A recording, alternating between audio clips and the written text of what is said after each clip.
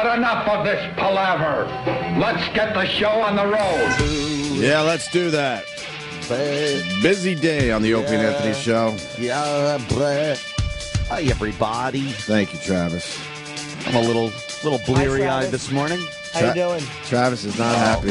Poor Travis Travis. is very sad He today. really is Come talk to sad. us. I've never seen don't blame Travis No, look Travis like is this. very, very sad today.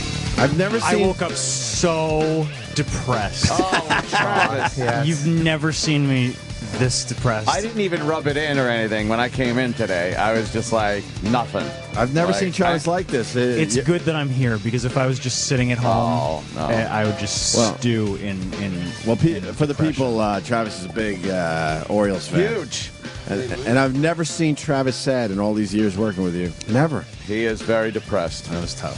I thought of you last night because I didn't see the last home run because sometimes you have things scheduled, but I did. It was very late. What could you possibly have scheduled? Well, meetings. But I did see the 9 o'clock one, and I'm sorry, the ninth inning one. Yeah. And I thought of you. I'm like, how much do you hate the fact that it's the same guy?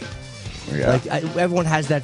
I don't care who it was. Or just that the team blew it. Whatever. It's just an awful feeling. It's 3 outs away, and then, you just get fucking tooled. 2 like outs that. away. 2 outs, actually. Yeah, ninth out and one out the ninth. Yeah. I mean, like when you come into the ninth inning. I saw it, Danny. You don't have to show me the Oh, newspaper. I just had to pull the fucking audio. Oh, Yeah. Then boy. we had Travis pull the Yeah, that home was run insensitive. call. We may pull the home run audio. Well, there's some Yankee fans in the studio and some Orioles fans. Well, Yeah. one Orioles fan. Raul Ibanez. What a great move. Great, but you gotta fucking love when a manager actually does what everybody's thinking. Get fucking A-Rod out of there. Yeah, Girardi pinch hits, huh? Yep, he throws in Raul Ibanez, who fucking ties up the game. Who, by the way, puts it into started extra innings. I was reading an article on him today. He started his baseball career with A-Rod. Oh, well. And A-Rod was the chosen one. And, yes. Ibanez was the one that had to kind of grind out a baseball career. Yeah. And then the article said, and finally last night, Ibanez overtakes A-Rod after all these years. Yes. Just fucking a solo home run. Gets the fucking One pitch, right? one pitch. I got the one pitch. Gets the fucking game into extra innings. Well, let's go with the one pitch first. in the Yes, ninth, let's hear okay? that one. And here's the 1-0. Swung on and line to right. It is high. It is far. It is gone. He's done it again. Raul Ibanez. Raul be seeing you in the right field seats. Raul, so cool. He drills a home run over the auxiliary scoreboard into the seats. And the Yankees, 2 outs away from a loss, have tied the game at 2. Oh, boy. Raul Ibanez. What a fuckhead. What a fuckhead. What a fuckhead. He doesn't even finish the call before he shoehorns his shit. It's not about you. It's not about you. It's a playoff game. The guy ties it in the ninth on the first pitch with a home run, and you make it about you? Shut the fuck up. What an OCD asshole this guy is. Raul, so cool. Before he tells you that the game is tied. Right, yes, Fucking yes. shut it really up. is OCD. It's OCD. He has to get it in there. Right. Fool around with that shit when it's May and the game doesn't count. That call Not that I the brought- fucking playoffs. like a month ago when they went to commercial and then they came back and he had forgotten to say back to back. Oh, and he yeah, had yeah. to do it after the commercial. Yep. It's definitely OCD. It's OCD. But it's again, it's the same selfishness. It's like, just stop making us fucking suffer. Whisper it into a napkin. right. Just say it into a fucking cup. I saw the TV call this morning as we're preparing, and it was just a nice home run call. It was nice. You had the excitement and all that, but none of Sure. that nonsense. So that tied it up in the ninth. And you were at the game, right? Yes, I was. With Roland. Did Roland see the game? With Roland, yes. Did you take Roland, or did you Roland's guys go hilarious. No, separately? we thanks to the lovely Debbie, we got just had a great time with in the Legends, the dining room, and then the game. Seeing From the game. Roland's photos, I just get the sense that he's just walking around taking pictures because they're from all different angles. That At one point, Roland he's right was behind the walking- plate. yeah. Roland was walking around a He lot. just walks around and takes pictures. I'd look at his seat and there's no one there. I'm like, I wonder where Roland went. He's got horrendous picture with Paul Simon. I saw it's terrible. I don't know what the fuck. You could tell Paul Simon was annoyed. Someone said they should call him fucking Bill's Paul Simon. But he just annoyed Paul Simon. Had to have just annoyed the shit out And of I've Paul heard Simon. things about Paul Like, Simon. look at Paul Simon's Simon's like, let's just do this. Yeah. Why is Roland so serious in the picture too? I don't is know. that Paul Simon's energy? He probably senses the hatred. Yeah. Yes. Wow, what's wrong with Paul I Simon? don't know. He looked really weird. Besides the fact he didn't want to take that picture. Yeah. I'll bet you Paul Simon said something to him right before the flash went off, and he frowned. You look like the guard from Midnight Express. Midnight Express. Frown. Yeah, so Roland's hilarious though. Anyway, he's just making noises and yelling, and people are turning around and looking at him. Noises. Yes. Yeah, Roland is in his own world. It was funny. He's fun to go to events with, but he's in his yeah. own little world. He really is. And then when the big win came in, Roland just like goofs on everything. He's high-fiving people, just turning around and putting his hands up to high-five people and intentionally missing. Just being Roland.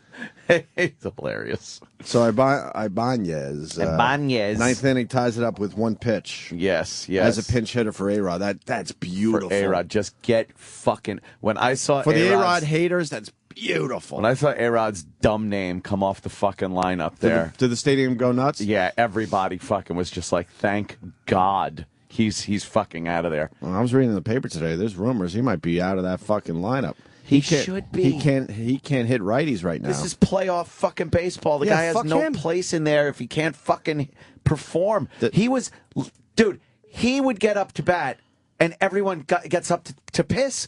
The bathrooms would get full the second he got up. No one. Yes. Wow, that's weird. Yes. That's really weird. It was because everyone knew he just stinks. It's just that obvious? It got to the point where it was that fucking obvious, where it's like, this guy is not going to do anything. And there's, supposedly he's going to be yanked from the lineup.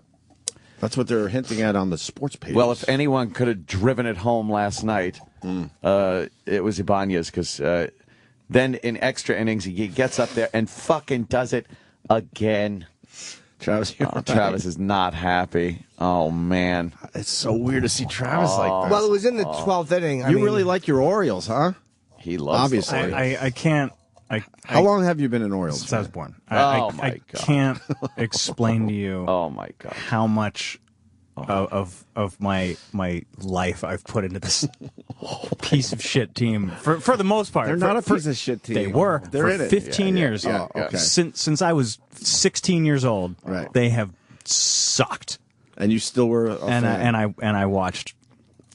This is like every that night. old school passion for a sports team. Yes, I haven't it seen this really in a while. is. It hurts because they had the haven't seen 2-1 this in a lead the while. ninth. If they Yeah. lost 7-1, you'd be better When today. he tied it in the ninth, all I was thinking was, how much time am I going to waste now before they Oh, lose? no. Because I've watched this game 1,000 times. The stupid I know Yankees how it. I ninth know inning how it magic, ends. I and know then- how it ends. Yeah. If they lose tonight, it won't be half as bad as last night. Wow. I've already watched the worst game of the year. It's harder on the road because you got the last ups. I mean, it's harder for a road team to pull off extra inning wins. Well, then we got.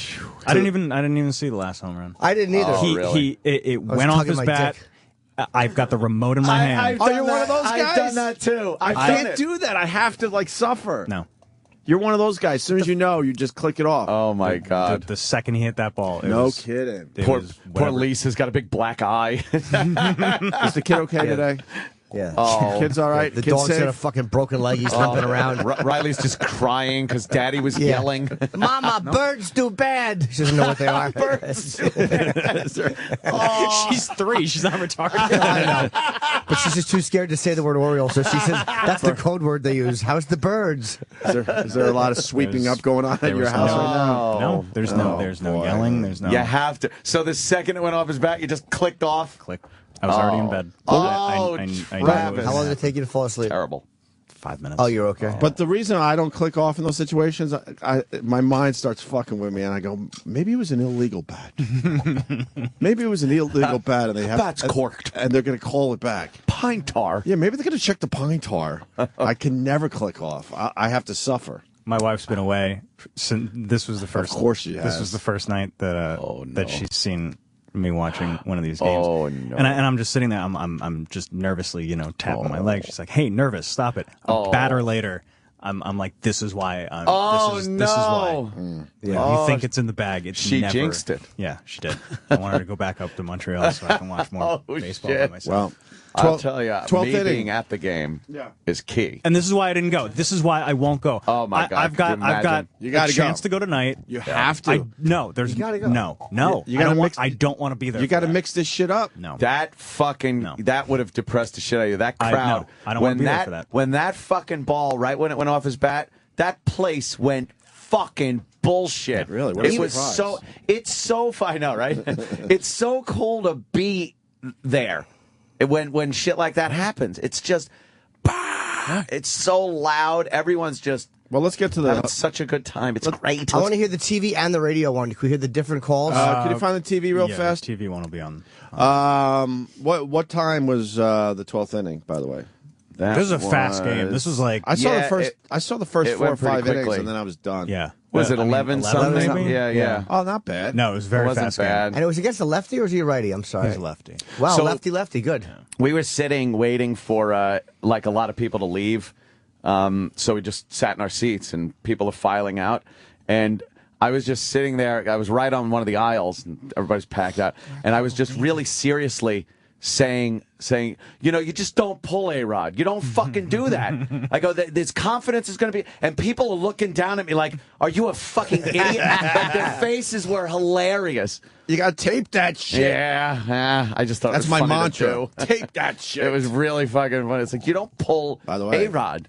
Major League Baseball knows where it's at. Oh, Samsung Samsung. Galaxy S3, baby. Yes, they know where their sponsors are at. Yeah, boy. They just want to show the world that they know what the best phone is. Oh boy. Which You one want you to want? do the TV one first? Yeah, TV. TV one. I like this home run call. It was perfect. The announcers are great. Here he goes. Since being in the bullpen. Did he do it again? He did! Oh my god.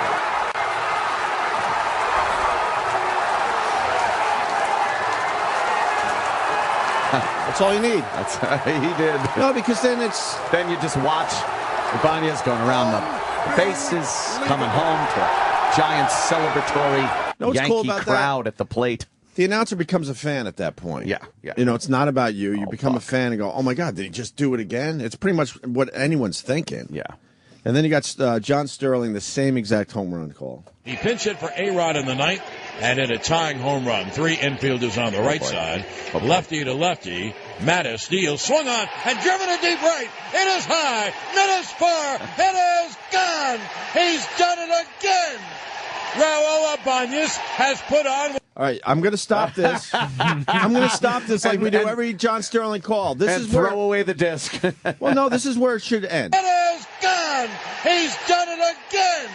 There you go. All right. There you fucking go. Isn't that John, a great call? what a great call, Isn't that John. a great Very call? exciting. He'll say Raul Ibanez has done. He'll give more facts, which makes sense. I think there's more goodness from John Sterling before he destroys it with this Conto CD.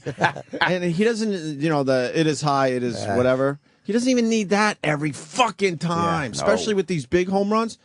That was a good home run call to that point. He still has 19 seconds left in his home run call. Oh, no. does the Raul Yankees win? Ibanez has put on one of the great playoff displays of hitting. He drills one in the right field seats to win the That's all game. right. That's all right. Raul, so cool. Ball game over. Yankees win. The Yankees win. In that home run call, he has to get 3 of his catchphrases in. Yeah. It is high. That's the one. Then the nickname for the home run or the guy. Yeah. And then, how the Yankees win. Sure, He has to say it that way every single fucking because time. that's more important than the actual event. Is course his it telling is. of it. That's like Al Michaels saying, "Do you believe in miracles?" every single time he fucking announces a sporting event. God. Just working it in, even though God. it doesn't work. It doesn't. It's not the same as when he No, first said man. it. I mean, if you hear this every once in a while, it would be kind of cool. Yeah. I'm not going to lie to you. It's a little different, be kind of cool. But when you do it every time, you want to talk about catchphrases. Jesus. Yeah. Place went nuts, though, huh? Oh God. It's just one of those things where everybody, the crowd, at one point, I mean, they were completely out of the game. How are you out of the game? It was They were close out of the to game whole. for most of that night. I know. Yeah, that's why I was sitting around. I'm just looking around, going, "Wow, this crowd is just fucking. There's nothing going on." And it was a close game. Yeah, but it was a lot of just Pitcher's duel for a while. Yeah. Whole game. People Yeah. don't like that, huh? They don't like the pitcher's duel. I love it. It was, and it was pretty much just home run balls. It wasn't really, there wasn't really a lot of action going on around the bases. So most of the game was just spent watching a pitcher fucking pitch. It was all home runs except for Jeter's triple. Was Jeter all right? I heard he got it. No, Fouled it but off his he's foot. he's going to play tonight, but he's not. You don't think he's 100%? No, he got fouled pulled in one the off ninth. his foot. Yeah, badly. Yeah. He got pulled too, but I don't know.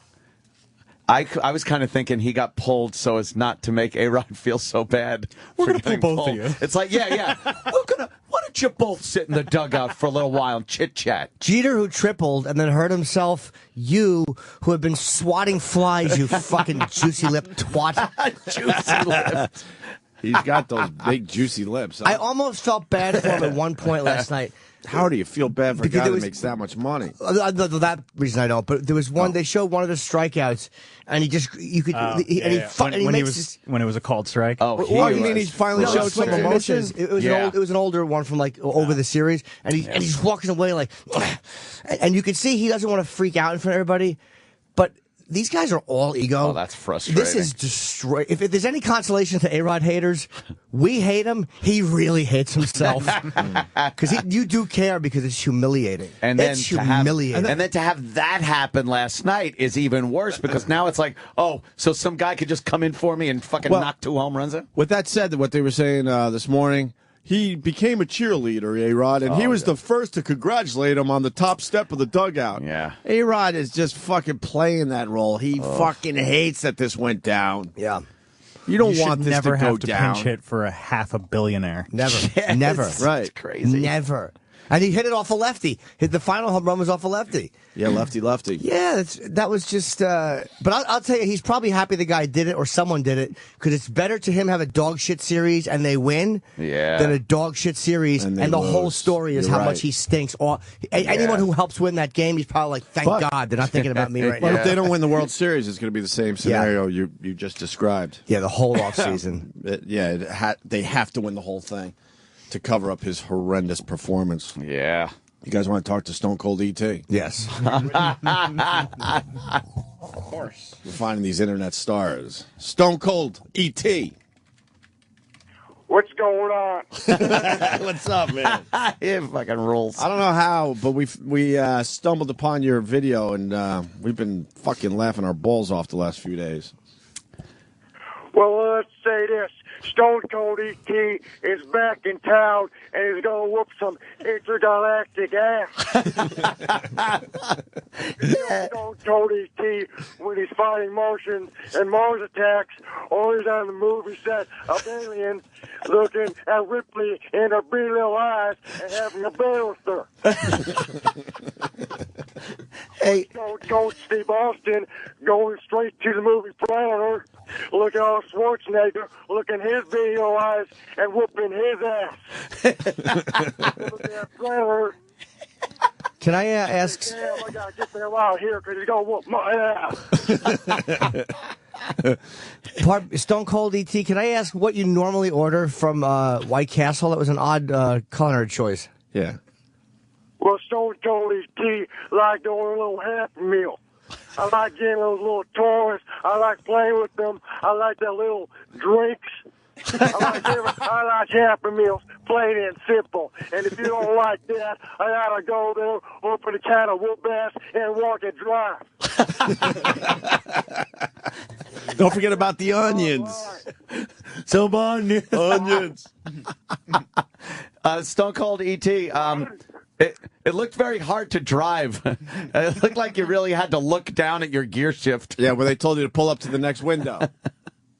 Oh, you think it's really hard for Stone Cold Steve Austin to drive? You think it's really hard? I got two big eyes. It's kind of easy for Stone Cold E.T. to drive and whoop some ass at the same time. Jimmy, hell yeah. Hell yeah. Hell yeah. Steve Austin is back. Stone Cold E.T. is back. I don't know how this video is not up to in the millions at this point. It's hilarious. We know the shit. This one will be in the millions. It's fucking hilarious. People will find Stone Cold E.T. The hilarious drive-through thing. Each time I type Stone Cold E.T., you got these people taking Stone Cold E.T.'s video and downloading it. And a lot of people keep trying to steal my video. You know what? Stone Cold E.T. has a message for all those people. I'm going to go to each every one of your houses and stuff a mud hole and walk it dry. That's the bottom line, because Stone Cold E.T. said so. Stone Cold E.T. is very, very angry at people stealing his videos. He's very passionate about his video. Yes. I am furious. I don't wait. The Texas rattlesnake is full. I got it. I just want to whoop some ass.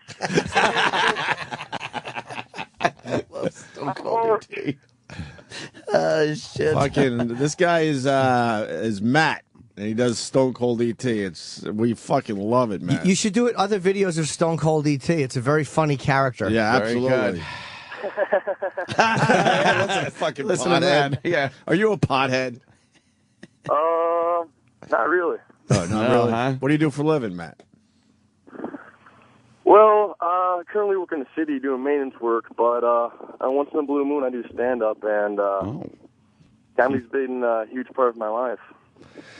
You should do. It's a really funny video, and to have it pop up in weird, different places like that. That was perfect the way you shot that. It was the perfect length. 2 or 3 minutes, and it's very funny, man. Yeah. Well, you say you work in the city. What city? Chicago. Oh, Born fuck. and raised. Yeah, we were just up there. Yeah, the whole Stone Cold E.T. video, actually, it was kind of shocked because, like, I do impressions, but, like, no one watches impression videos. So I was like, hey, let's have Stone Cold. I own so many Halloween masks and stuff like that. Had an E.T. mask and decided to do it. I didn't expect the video to get, like, so many views and publicity and different websites. It's just so fucking ridiculous that it's hilarious. No, you nailed it, man. It's the combination makes no sense whatsoever. Yeah, and it's the angle from the side. It's like sitting next to this fucking odd creature. Yeah. Do you do Stone Cold on stage?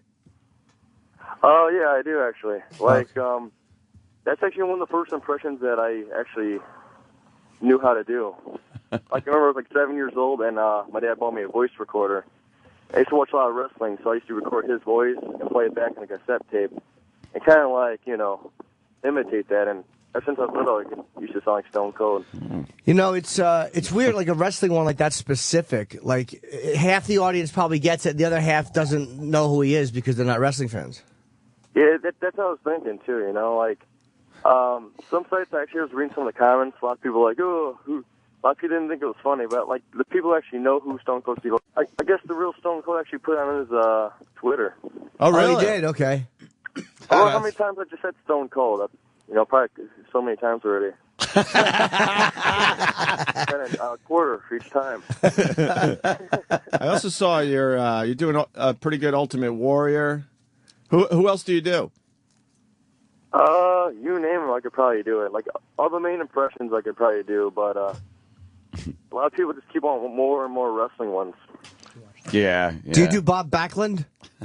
Bob Backlund? Bob Backlund? Yeah. I remember Bob Backlund. I think he has a rappy voice, like, my name is Bob. That sounds like Leonardo. Sounds like Bobo. Yeah. Well, even Jake the Snake, Who made the DDT? Who is the man? Sam's making a face. Snake. You do a Macho Man? Oh, yeah, stuff it to his wings and see the Macho Man. One down the top rope. One top the elbow drop. Oh, yeah. That's a very good Macho Man. Virgil. Yes, it is. Based on those impressions, you should definitely do more Stone Cold ET videos. Whoa, Sam! What? Sam What's the matter Roberts. with you, Sam? What's I wrong said with you, Stone Cold Sam? ET was funny. Yes. It is. Actually, hilarious. I'm planning on. Why are you blowing out his candle to make yours brighter today? Yeah. What's I'm up the with one that? who brought Stone Cold ET to the show. Why don't you just make fucking Hulk Hogan cry again, you fucking bastard? Yeah, one of our guys might have made Hulk Hogan cry yesterday. He was watery. He got a little pissy-eyed. Yeah, we're gonna He get to didn't the. Hulk got a little pissy-eyed yesterday We're gonna with get to Sam. the audio in a minute. Where'd you see him? Right He's here. here. In the the afternoon. got in trouble recently, right, with a porn video. What's that? Yeah, he was. He made a fuck tape. Yeah. He made a fuck tape. Fuck. He has a big thermos cock. And he's depressed about it for some reason. You do Hulk Hogan? Well, the thing is, I actually saw a video, Ultimate Warrior, and he was like, Hulk Hogan used to go to me, and he wants to swing and give his wife to me. He was like talking like that. I was like, what? Like Hogan, a swinger? But Yeah, he was. We listened to a clip where he was talking about fucking Hulk's wife, Yeah. and apparently Hulk fucks other people's wives. Yeah, wrestling rules. Works out. Works out. Yeah. That's it. It's a weird world those guys are living in. Certainly is. Well, Stone Cold ET, Very funny video. Matt, we're big fans, man. You got any gigs in Chicago you want to plug? I would, but I don't have too many gigs right now. Oh, got to get out there. I gotta CM get out Punk also tweeted about watching Stone Cold ET. Oh, really? like CM Punk? Chicago native. Oh, CM Punk also tweeted it there. Wow, pretty goddamn cool. You watch those views go up. They're gonna go up big time. It's Yeah. up to 331,000. Matt. Again, like I made so many drive-through videos because like a lot of people just really don't watch impression videos. So I was like, hey, let me just show out my impressions and do something kind of like unique. Original, very smart. Yeah, original and different. Very good. Hey, take us. Actually, Yeah. there's going to be a new video. It's, Hulk Hogan T-Rex. T-Rex mask and Hulk Hogan. T-Rex mask and Hulk Hogan. That's Okay. perfect. Yeah. Perfect. Yeah, yes. we'll look out for that. T-Rex Hulk Hey, Hogan. Matt, take us out with some Stone Cold ET, please. All right, one more time. This is Stone Cold ET, and if you don't get the message, I want you to call the next Jupiter, the next planet, because I'm coming back to whoop some ass. Give me all hell yeah if you're down with Stone Cold ET. Oh, hell yeah! Thank you, Stone Cold Thank you, ET. Stone Cold ET. Thank you, Matt. Good luck to you, brother. Cold ET. There he goes, Stone Cold ET. Ridiculous. So fucking ridiculous. He's very soft-spoken when he's not Stone Cold Yeah. ET. He's a shy boy. Yes, yes. He does Stone Cold really well, though. Yeah. Yeah.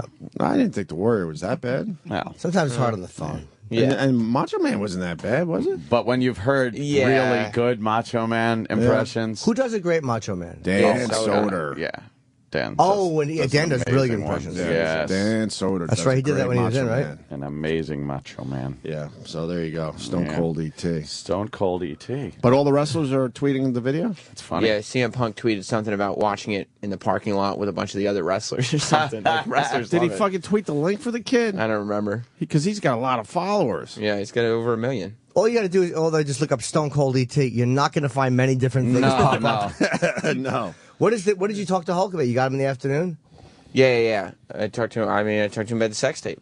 Oh, I brought boy. in clips. Now Oh, wow. you, but now he looked at you like a little Hulkamaniac. Well, I did. I let him know that Yeah. because I am a Hulkamaniac. Oh boy! And all I was thinking though is how jealous E-Rock must have been. while he was holding the video camera for me. Yes, and you're just Where were you? fucking bonding In one of the other studios. with one of his big heroes. I showed him to start the interview because I wanted Hogan to know he was in a safe place. Uh-huh. So I started the interview. Jesus. Oh God, I started the interview Diane Sawyer over here. Exactly. by showing him a photo of me dressed as him when I was in second grade. See, Did that beer can dick jump up? Foster's can cock. How do we know he's got a beer can dick? Because I think it said in the thing, and you can see when he turns around. Yeah, at it's one an point. overhead, fucking dimly lit room, hidden camera, and his cock is still the star of the show. Yeah, Gawker cited it as being thermos-like. Thermos-like. Yeah. Jesus. Gawker. All right, here's Sam talking to Hulk Hogan. All of a sudden, the pendulum started swinging back the other way. Yes. Yes, I want to drink out of the thermos. Ooh. Oh, no way did he say that. Yes. What are you doing, Hunkster? Are you wearing ripping me off? Hoo-hoo. Are you wearing Lane Bryant? I'm going to haunt your cock with my mouth. Ooh. Oh, God. Oh, ghostly Steve. Oh, pal. Steve.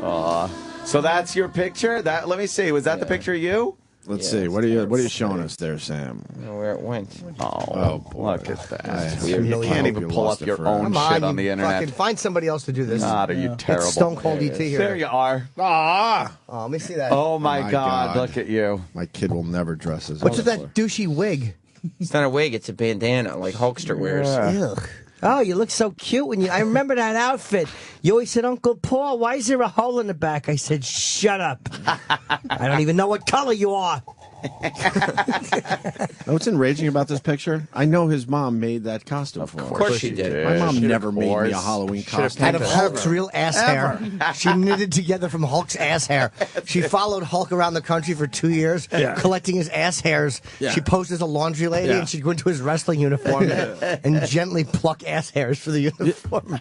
And then weave them together. You could tell she got a whole bunch of pictures of Hulk Hogan and Good little Sam with Roberts. love, she made that costume for her little Sam. I just Hulk wish she had. rules. Look like a cancer kid, that. Yeah, you really do. Wrists like this. Little That's Van how you Damme. make Yeah. a bicep. Yeah, you're like this. Yeah, His yay. hands are all stupidly That's right. wimpy looking. That was actually a picture. What they did was they just photoshopped out the cock in each one. he was servicing two adults. Yeah, he was servicing two larger men. Holy shit. That could be a really good photo. Yeah, and they made it look like it's a mustache, but it's really not. Oh, God. I almost put this photo online until you said that. Oh, you have to. It's adorable. Let the guys have some fun. Jesus Christ, that would be so bad. Yeah. It's perfect. Were you for it. happy with the Hulk costume? Yeah, I was psyched. Yeah. I thought it was great. I wish he'd packed a thermos in the front of the tights. But Yeah, beyond yeah, that, it's very that would have accurate. been a little more accurate. All right, yeah. let's get to the interview because we got a really busy show today. Got Kevin Smith coming in. We got Christopher Lloyd coming my in. God. Big one. And Brown. Kirk Hammett from Metallica coming in. Yes. Wow. Mr. Tabor. Yeah.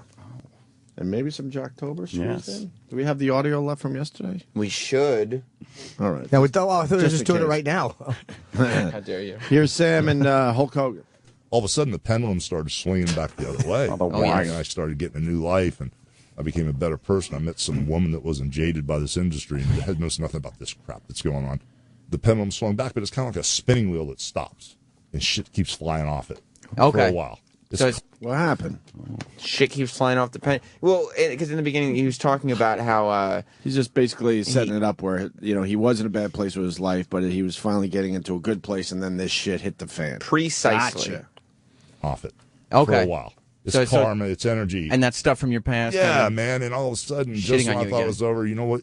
You have to be accountable. You have to step up. Are you really able to do that though? It seems like this is a ridiculously tough lesson for you Brother, to learn, man. Do you know how much all this stuff that is so horrible and like you said that is so bad? Do you know how good it really is if I survive this? Is that what you how think? much of a better person I'll be? Because yesterday, I've been through a lot of stuff, man. Yeah. Federal stuff, the just ridiculous divorce, the craziness, the back surgeries when they told me I'd never walk again after 8 back surgeries. And that's the And- same time your son's going to jail. Yeah. And the same time your wife is taking all this money from you and saying crazy shit in the and press. she's left me Barbara 50 Walters. years old with, living with some 18-year-old kid, just totally nuts stuff. Right. What this did to me yesterday, that day yesterday, and what it did to my new wife, who has no bone in this fight. This stuff happened His before I bone. even met her. Thermos. It flipped my world upside down, single-handedly the most traumatic thing that's ever happened to me. Damn, man. You're getting a good Hulk Hogan here, man. Wow. Why would you Being fight very Hulk? honest. He liked me too. He asked. You can ask Eric. He goes at the end of the interview. He was like, "How about a picture with a real Hulkamaniac?" And I was like, "Of course." Oh. And then he had me. He said, "Here," and he showed me how to do the collar and elbow tie up. Yes, you're doing a little Yeah. wrestling move with him Yeah. there. Yeah. It's on my Instagram. That dumb face. Yeah. We're wrestling, Jim. Oh, What face do you boy. expect us to make? Look at his face. He's just kind of smiling like we're just playing. No, not me, though. Sam's all in. This is called forced cocksucking. His hand is on the back of Sam's head. I want to feel those locks. Just trying Come to on, pull his brother. head down. Yeah. Come on, brother. Take a thermos in your mouth. And what picture did E-Rock get? Just the standing next to Hulk, smiling? Yeah, let's compare the picture. Where's your Yeah, picture? let's Where's see. E-Rock's Hulk Where's picture? E-Rock's Hulk picture? I didn't get one yesterday. Why? Why? He's your E-Rock- hero. E-Rock took a behind the camera stance. Oh, Why are you now, always E-Rock, taking one for the team? Why wouldn't you I get a photos picture? of Hulk already. Oh, all right. Man, but not like new fucking And sex I tape don't. Hulk. I don't have that grappling photo. No. He was jealous because he was jealous because it's not That's like a he could be good like, picture, man. "Hey Hulk, now that you asked Sam to do that, will you also do it with me?" Yeah. And then Hulk would be Right. like, You're not a Hulkamaniac, brother. Yeah. Let's continue with the interview. He talks about TMZ calling him. I had to rationalize it, don't understand it. And then the reason I haven't slept is How As long I has was- it been since you slept? I didn't sleep last night. "Jeez." But as I'm trying to be cool, I get TMZ and all these people calling me, telling me that the guy that's my best friend That's what I was going to ask you is about. the one that did this to me. And is that the first when the TMZ interview? Is that the first time you're hearing about this? So they have you on the phone, Yeah. and they're like, They "Let's said- get an immediate reaction." It's your best friend that's saying this. They hit me with it on the phone. They said, "Yo, you got to get on the phone right away." So I'm going to get on the phone. I'm my attorney. I don't know what you guys are up to. Right. So we got on the phone with David Houston, and they read the transcript. Of Bubba saying, I guess a guy named Mike Walters Uh-huh. and Harvey read me the transcript that when I walked out of the room, Bubba went up to the camera, and Yeah. they said he was laughing when he walked up to the camera and said, "Ha ha, Heather, this is our retirement if we ever need it." And they said he was laughing when he went up to the camera off. and up until that point, you had been under the assumption Bubba didn't even know it was recording. Yeah, and he swore to me, and I said, "Dude, I'm getting ready to file criminal charges. It's not about just you and me. It's like, if you didn't do this, you're my best friend ever. I love you to death. If you did this, we never were friends, but it's more than just you and me. You got a son, a 10-year-old son, and he's Yeah. on the chopping block too now, the altar. I need to know, because I may react differently, because I love your family. I need to know it's not just you and me. Your son could lose a father or financially be impacted, so I need to know." And he swore to me he didn't do it. Jesus. What the fuck's wrong with Bubba? I don't know, dude. What's wrong with that fucking guy? Jesus, was he getting pissy-eyed right there? Yeah, it started getting red-eyed. He hadn't Because he slept. trusted this guy for years. Sure. That, they were good friends, best friends, whatever. And Bubba does that. It's fucked up. And he went to his office and jerked off while the Hulk was fucking his wife. Because he's probably monitoring the camera. Yeah, you fucker. Well, you Yeah. got cameras in your house. No, outside my house. Oh, I don't have them inside. sorry. That's like creepy, I think. But you do know how to monitor them. So Yeah, sure. So obviously, if he knows there's a camera in the bedroom and he goes, "Well, I'll be in my office." Oh, What do absolutely, you he think was he's doing in watching. his office? He had to be watching. It's fucking creepy. See, for Hulk Hogan, it's probably hard to find genuine friends who like you and who are comfortable with you. Yeah, some because kind he's of ulterior the biggest motive. wrestler ever. I think he is. Yeah, absolutely. And to find guys that just you're comfortable with and you can just be yourself with. Yeah. And then here's this guy as his best friend, and he fucked. That would be like him. Bob Kelly or fucking or Voss betraying me like that, or Colin. Like, what the fuck, dude? Oh, like, man. Yeah. after all the time we spent together, why would you do that? Yeah. Yeah, well, Hulk picks shitty friends, obviously. Yeah, But but you for don't- whatever reason. You don't know that. Like, it's hard when you're I don't 20 know. years in, man. It's oof. He should have fucking seen the signs. He's got and as much as he's done for Bubba, even professionally, his career, like everywhere Hogan goes, if he's not wearing a Hogan shirt, he's wearing a Bubba Army shirt. He got Bubba on wrestling. He got him on TNA. I mean, they fired him because he sucked, but he at least got him the job. What is that dope Bubba saying? Nothing. Not a word. Oh, really? Yeah. That's pretty brave. And his radio company told the staff of his station not to mention it either. Oh, really? Wait, has Bubba been on the air? Yeah, but he hasn't said a word. Oh, boy. Oh, That's not What too kind, awkward. well, I'll say that.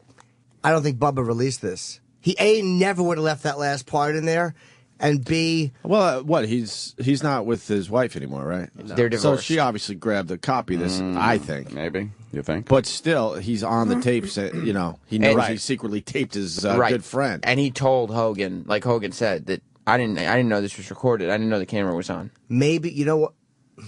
And there is like the problem Bubba is proves that he knew the camera was on. and it's a criminal offense, they're saying, to record in Florida, to record somebody having sex without their knowledge. So Bubba, if he didn't release it, he definitely recorded them. Yeah, without Hogan's knowledge. He probably he was probably joking when he said that. Like, you know, it was like, but he still was taping. No, his I know. friend having sex with Yeah, his with wife. his wife. But he was probably just kidding when he said that. And had he released the tape, he never would have left that part on. That would have been cut. why? Yeah, but none and of it's that's like, going to matter in the end. just the fact that he did it secretly and then saved it without telling Hulk. Like, obviously, Bubba knew he had it all this Oh, yeah. time. He's probably just jerking off to it. He was just jerking off to his wife God. getting fucked by a big dick. I'm telling you, that's all it is.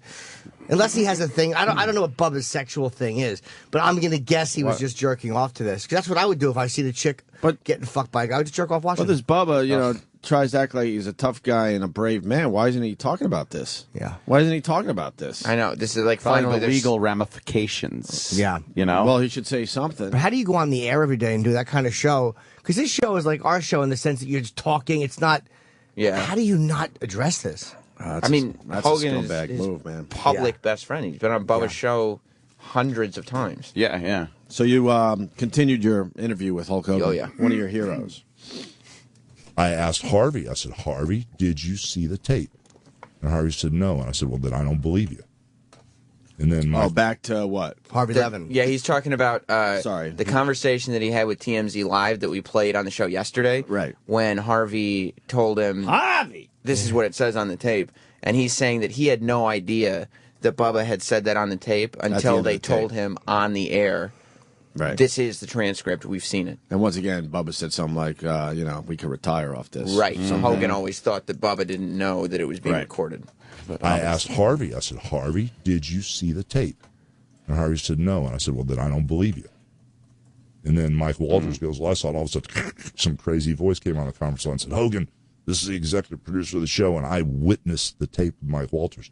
And I hung the phone up, and I just started shaking violently.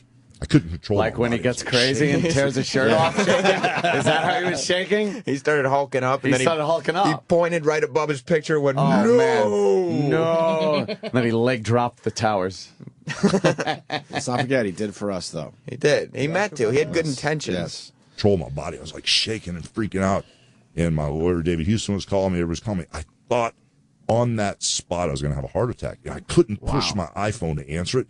Finally, after it could have been 5 minutes, could have been 3, I don't know, but it seemed like about 10. Finally, when I answered the phone, I wasn't crying, but I was going, I was freaking out. He kind of like talked me down, you know? Yeah. And so, dude, it was the most, and you know, then I have to tell my wife what might be, and I still haven't seen the tape. So, right. praying to God, bro, that something crazy's happening, you know? But that's why I was so rattled last night and today. But dude, it's the single-handedly the heaviest thing that's ever flipped my life, you know. And my kids to be old enough to go, okay, Dad, we know who you are, everything's good. Can you imagine if my kids are like 10 and 12? They may just listen to somebody else I used to be in love with, it saying your dad's this, your dad's that. That's right. When he was talking about his kids, too, that's where he was that getting one. real watery-eyed. Now, Barbara Walters would have seen that and then just started keep talking about the kids. Yeah, you gotta get him to cry at and this get him to point. fucking cry. Yeah. That's where you gotta. And you gotta lower your voice, too. Smell Barbara blood. knows how to lower her voice. She was, I'll tell you, when she did an Ozzy Sharon interview and she got Ozzy crying because it was after Sharon announced her cancer, Barbara Walters is fucking good. She knows how to get people weeping. She knows how to give you enough space to kind of walk around, and then she knows when to step in. It's hard, isn't it? Fucking good. Yes, it is. It is. It's hard. Yeah, you're scared, aren't you? I certainly am. But it doesn't even matter what you're talking about. If she asked me what time did you get to work, I would just say, well, you know, I walked in like 5 after 6. You wanted to get there earlier. Yeah, I did. That's right. But the fucking cat caught the light. You fucking cut with a lisp. Shit. I wish I had like Edgar, go away. real time with him. I got 20 minutes with Oh, him. stop. You did a good That's job. good, man. Stop That's beating really yourself good. up. We spent the first 10 minutes. He was talking about drinking Crown Royale with Andre the Giant. Really? Yeah. I think we just lost our CD player, though. Oh, shit. Oh, no. Did you ask him about destroying the towers? No, I didn't. See, these are all things I would Missed have loved to have opportunities. brought up. Yep. Oh, man. That might work. All right. And finally, the last clip, Sam talking to Hulk Hogan, the second greatest wrestler of all time. Who's the first? Bob Backlund. Ivan Putski. Stone Cold E.T. There are some who think that you're in on this. Like, people have actually come to me and been like, well, come on, he's obviously in on it. You're not. Well, I mean, it's obviously it's a damaging thing, but you're not in on it. Well, like Vivid Entertainment and several of these people have offered me an open checkbook. Mm-hmm. So, I'm doing this to hurt my kids. I'm doing this to ruin my new marriage. I'm doing this to maybe lose my job at TNA. I'm doing this.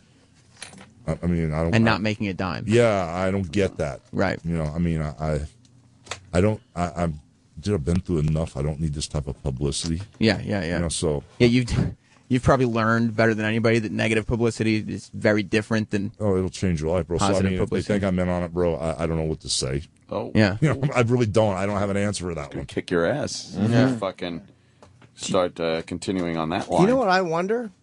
You got to feel bad for this guy. Like you say, he's got a new marriage. He's getting, this is kind of like the second part of your life. I wonder if it's, I mean, this is a pure guess, but is this a vindictive person who used to be in his life, who somehow connected with somebody who maybe used to be in Bubba's life and is behind it on, and again, that could be totally false too, but it's just a curiosity. Is it possibly his ex? Oh, yeah. I mean, could be behind anybody, The yeah. timing too is somebody who probably knows what he's up to because he was scheduled. Like I scheduled this interview with him weeks ago. Like we were supposed to talk about the TNA pay-per-view that's coming up. Yeah. So they knew Right. that he was going to be going around doing these interviews. And I'll say this: good for Hulk Hogan that he's doing the press. I Yeah. like because what's happening is like a lot of these guys are such pussies or women. He's out there at least talking about it. He's being honest. So you look at this, and instead of just going, "Oh, I can't wait to see it," you're like, "I fucking feel bad for this guy." Like, Yeah. that's even though it's like I'll watch it, but it's shitty. It doesn't feel as good as it would to see like a fun sex tape. You're like, "Fuck me," I feel a lot of empathy for him having his life. if you you still watch it? Yeah, but I Yeah. wouldn't buy it, and I wouldn't. It's like, I look at it for what it is now, just this fucking vulture move. I saw the quick clip, and that's it. That's all I need to know and see. And I'll tell you that This guy was obviously set up bad. Yeah, his Really publicists bad. were like telling people, try not to really talk about the sex tape. yeah, try to they have to say that. Oh, boy. But then once I was in there and talking to him, yeah, he was like, "No, like this is what I want to talk about. Like Yeah. I want Wow. to be able to, clear the air." He and- felt very comfortable with Sam Roberts. Well, he knew I was a little Hulkamaniac. A little Hulkamaniac. Yeah, and he would let you growing down. up but you know the struggles. You've heard, you've grown up with the Hulkster. He signed the picture of me dressed as him, and he wrote on it, "Thanks for keeping the dream alive." Well, hold on. What dream do you keep alive? The dream of Hulkamania. Train, say your prayers, eat your vitamins. What's that? Oh, my God. What is it? Well, they added a fourth. Wrestling's going to destroy you. You know Train, that, right? say your prayers, eat your vitamins, and believe in yourself. It's the tenets of Hulkamania. And use your giant fucking Cock cock when to- you can. Yes. Your fucking. Well, that's where the vitamins V8 are stored can. in. Yeah. Yeah, here's your protein. Pray you don't get her pregnant. All right. Yeah. That was terrific. Pretty we should good. we should break because we got Pretty good. Kevin Smith coming in about an hour, less than an hour. Christopher Lloyd. Wow, that's cool. Jack Dunphy's full of shit. That's all I want to talk to him about is Cuckoo's Nest. Oh boy, you're gonna have to fucking shoehorn yourself in there because I got Back to the Future. You guys can talk about Doc Brown, that and silliness all you want. Fucking, you want to talk about Jim Ignatowski? Knock yourselves out. It's all Mr. Tabor. Yeah. That's all I want to hear I about. might be with Jimmy on this one. Yeah. What a fucking brilliant film. Yeah. And you made Travis laugh, so that's good. Aw, Feeling now- better, now Travis? he's just reminded I'm again. glad to be here. All right. The Orioles. Edgar, How did the Orioles do? who's your favorite team, Edgar? I don't like the Orioles. I like the Milwaukee Brewers. Of course, he would like that. Yeah. Of course he would. He picked the perfect team. Kirk Hammett as well from Metallica. Yeah. Stay there. SiriusXM, the Opie and Anthony Show.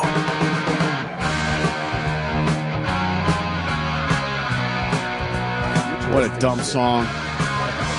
No, this is a very, very good dumb song. As Jimmy is wearing his Kiss T-shirt. Oh yeah. Kiss coming in here today. Yeah. We don't got Kiss What you though. got? No, they're just doing a town hall. They come in at. I think we got to smooth it over with Gene Simmons. It's time, man. It's He time to let apologized. go. It's time to let go. apologized. Well, you know what? It was a while ago, All right, good. and he's still a complete fucking asshole. Never gonna fucking Forgive. Wow. Forgive. Kim. He sang God of Thunder. He really did. Well, he did. It's true. Excuse me? Pardon me? Gene said to me, Oh. he didn't have a problem with you whatsoever. So The Sam Robert interviews. Yeah. Part of the Sam Robert interview series. he was crying when he said it. But he said, When is the box set coming out? he My did say God. he didn't have a problem with you. So I don't know why you hold this resentment, Anthony. Yeah.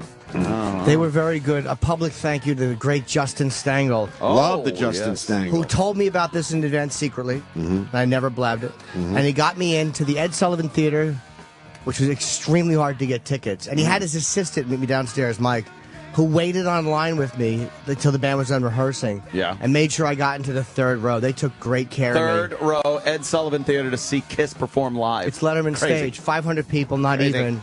And they opened with their new song, which I really love.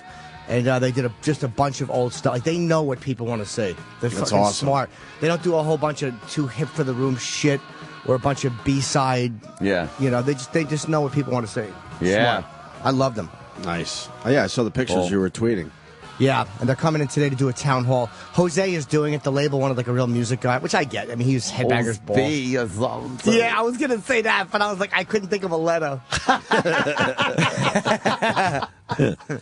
Double X. Good one. So I want to try to go sneak a picture with the Bond. I have no picture with just them. And Wow. I love when I tweet and then people are like, Ace and Peter aren't there. I know. What? And I love Ace and Peter. Ace and Peter. I love those guys. What am I going to do? Tell Tommy and Eric to step out? You're ripping off my only impression. What's that? The No, guy. it's different. Different. Oh, it's yours different? Yours is It this. was, yeah. Yours is this. And this was Ace and Peter. Mine's much louder. I'm flattered that I might have influenced You did. your character. Yes, mine is just a louder version of yours. For the people that don't know, that's what I hear now. Yeah. With these dumb haters.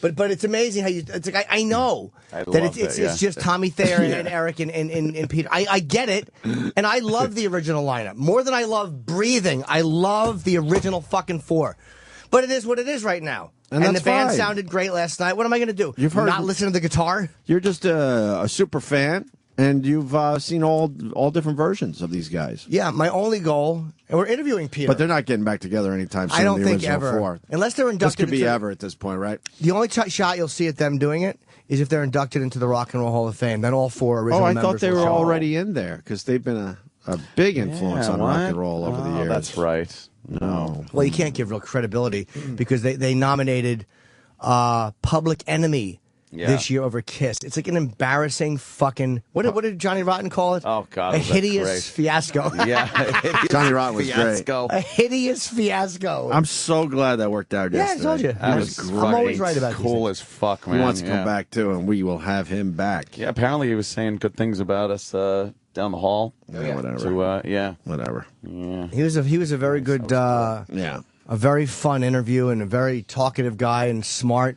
His manager is scary as fuck. Yeah, I hear he's a little nuts. Yeah, Oh God, yeah. He was weird. He was scary, man. he used to bodyguard him. Did he? Really? Yeah, the manager. He's probably tougher than he looks. He looks like a kind of a quiet guy, but he's probably a major problem. He looks like he's a serial killer. Yeah. Right? Yeah. If you didn't know any better, you would assume he did some really bad things. Yeah. He had like a part shaved in his head, and then it was dyed red. Yeah. Just the part. And then it was like a bird's nest haircut. Yeah, I call those really the bird's weird. nest, where it's shaved up all the way around. Yeah. And he didn't smile once, and that was a fun interview. Everyone was laughing and having a good Yeah. time, and I kept taking a peek at that guy. He didn't fucking smirk or laugh or nothing. No, he was communicating things. Yeah, To I don't know what he was John the whole communicating. time, but I didn't know what he was trying to Yeah, get to. we should have man. asked him, but I think we were all scared. I know he was a weird guy, man. He was strange sort. So Alex Karras, we announced this a couple days ago. He's gone. Passed away. Yeah, the NFL great, Webster fame. Oh, yeah. Monday Night Football, Blazing Saddles. That guy. Right. 77. 77. Yeah. All right. Yeah. We got the Gonna Obama do. clip. All right. All right. Obama's talking about the first debate. Yeah. God, did he blow it? He's making some Wow, kind of did he excuses. blow it. He's saying that what? I don't That he know. was Let's just being find out. polite or something. Come on. Let's see. That debate, what happened? Well, who's asking him this? Oh, that's Diane Sawyer. Oh, okay. I Diane recognize Sawyer. her because thought it I was, think she's still hot. I thought it was Sam Roberts. Nope, not But he not was, a Sam Roberts interview. That's Obama to cry. I couldn't believe that. I'm such a worm. I'd probably be like, I thought you won, Mr. President. But she's like, what happened? Yeah. Yeah, that was wow, terrible, horrible. That debate. What happened? Well, Governor Romney had a good night. I had a bad night. It's not How bad? Well, it's not the first time I've had a bad night, but I think what's important is that. Can I stop this for a second? You can't just casually say you had a bad night. You're the president of the United States. There's only 2 debates, right? You can't have a bad night. Is it 3? I think it's 3. Oh, 3. Okay. You can't have a bad night with debates. Yeah, it hurts. It hurts a lot. He's got to come back strong now. Oh, they're going to look to him now. If he doesn't come back strong, he is really He's fucking fucked. in trouble. I think really so. in trouble. I think so. You could feel it out there. Yep. It's very close right now. Is Romney in the lead? Some polls. Some polls. The polls are so fucked now. There's so many different ones out there that you could just pick one and say, yeah, he's ahead. Right. Pick another one, he's not. They've become nothing because there's no consistency. You know, Biden's going to have a good night.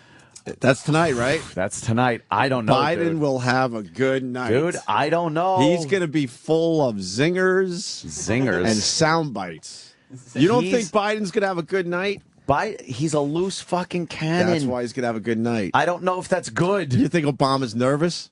Yes. Because Obama can't fucking control They've Biden. sequestered Biden. They've sequestered him away to train for this. But he can't debate. help himself. He can't. Biden is one of those guys. You could tell him 100 times. Yeah. You got to be cool. Yeah. He can't help himself. He can't. I think you're going to see some good TV tonight. But Ryan is very good. Yeah, he's a pretty good. very good speaker, and he's very good. He seems to be that. Yes. Yeah. And he has a 4-year record to go after. Right. I think it's almost harder for an incumbent in a debate, unless your record's amazing. Amazing, right. Because no matter who you are, unless you're a giant governor, Romney's record as governor or Ryan's record is not as visible and known as what Obama's is because he's the president. Mm-hmm. So any sitting president, I think, has a bit of a disadvantage because there's 4 years of public major stuff for them to pepper you with. Anytime you brought up the economy, Obama had to put his head down because you can't. How do you defend rampant unemployment? And meanwhile, you know. But it's Romney, though. Meanwhile, Romney, though, but can it's just. Romney. What about it? He was great. He was great in that interview. He was great. I can't deny it. He was great in that interview. Yeah. Can't deny it. Here's more of Obama. But I think what's important is that the fundamentals of what this race is about haven't changed. You know, Governor Romney went to a lot of trouble to try to hide what his positions are. So I'm not going to get an explanation of what you think happened, of why you had that. Wow. You know, one thing, maybe this is because I played a lot of sports when I was a kid and still do. If you have a bad game, you just move on. You look forward to the next one. And it makes you that much more determined. The difference between this and sports is that the stakes are so high. Wow, you can even hear it in this clip. He fumbles a lot for words when he doesn't have a speech prepared in front of him.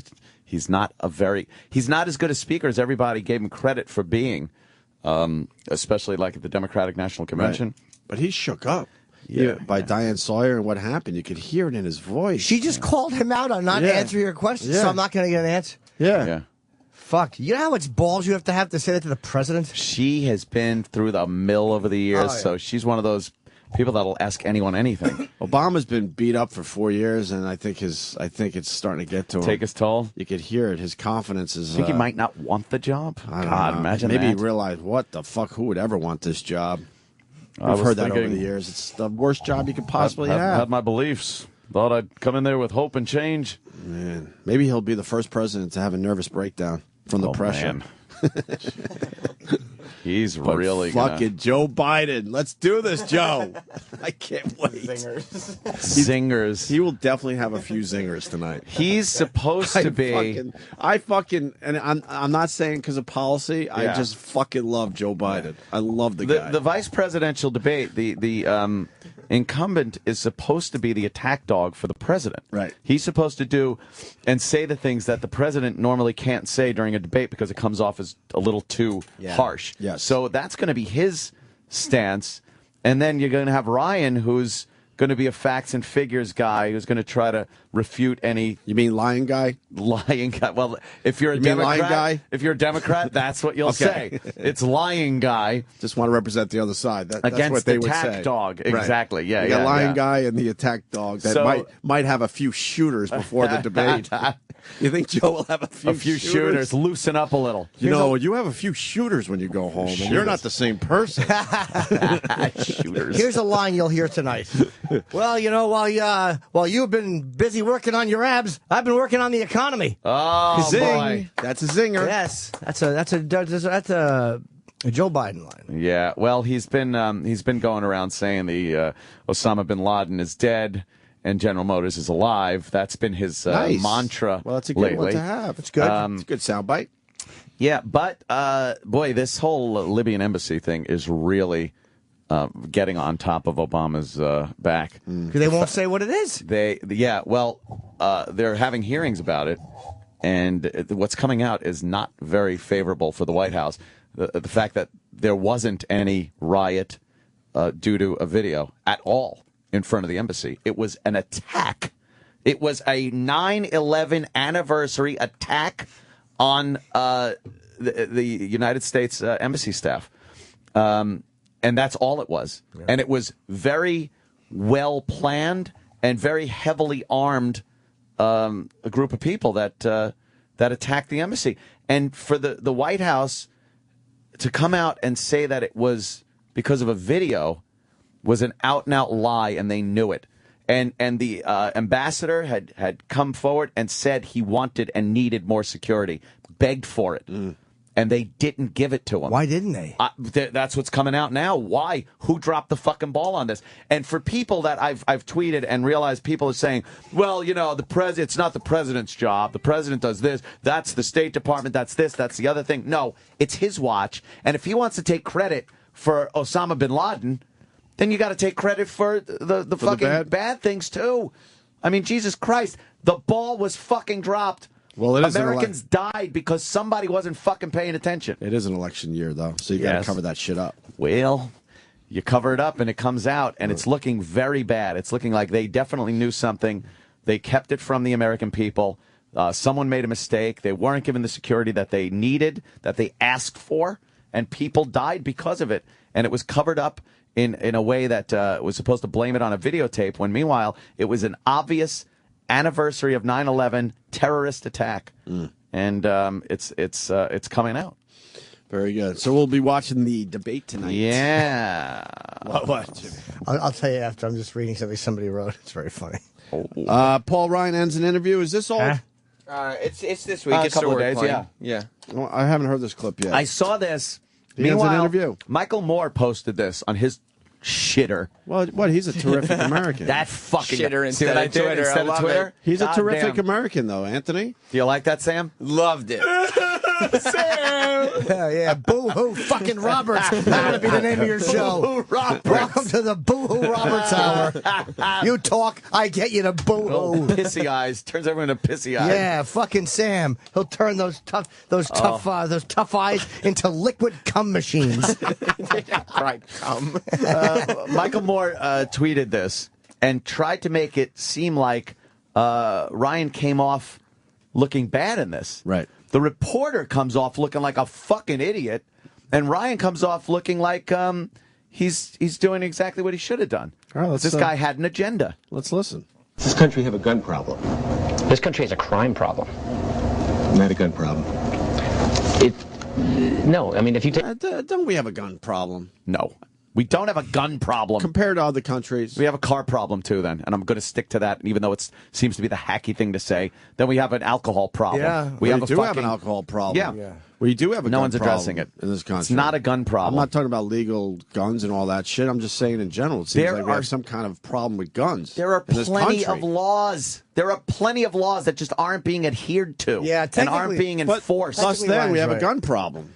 No, then we have gotta a law problem. Then and we got to have make a crime problem. Then we got to make the laws tougher. We got to do something because it seems like there's a lot of guns doing bad things. There's also a cultural problem in this country with guns, and Wouldn't that lead that's to a got to be gun problem in addressed. general?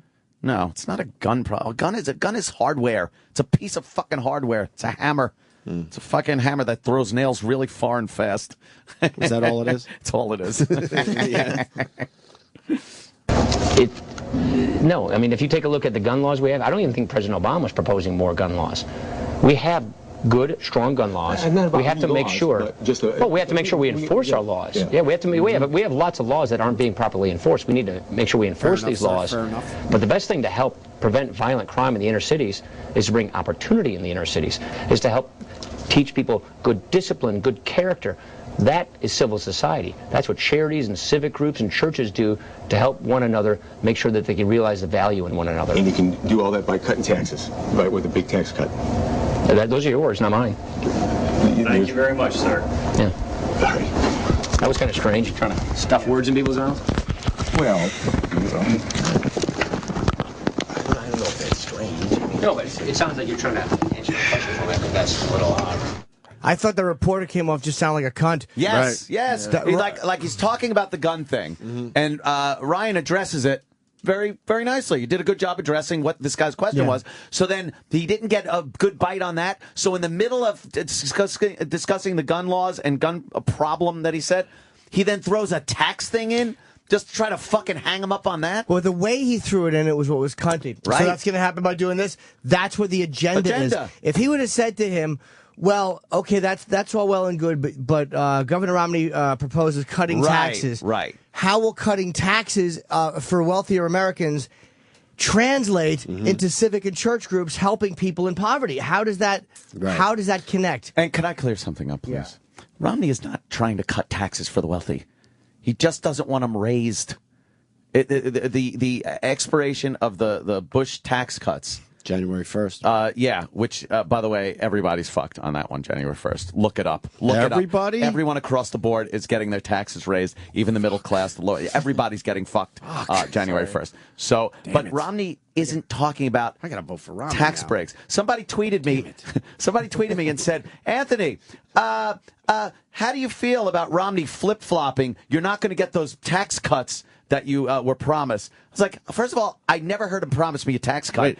And I just don't want my taxes raised. But he's flip-flopping? No. He never fucking said he was going to lower taxes for the wealthy.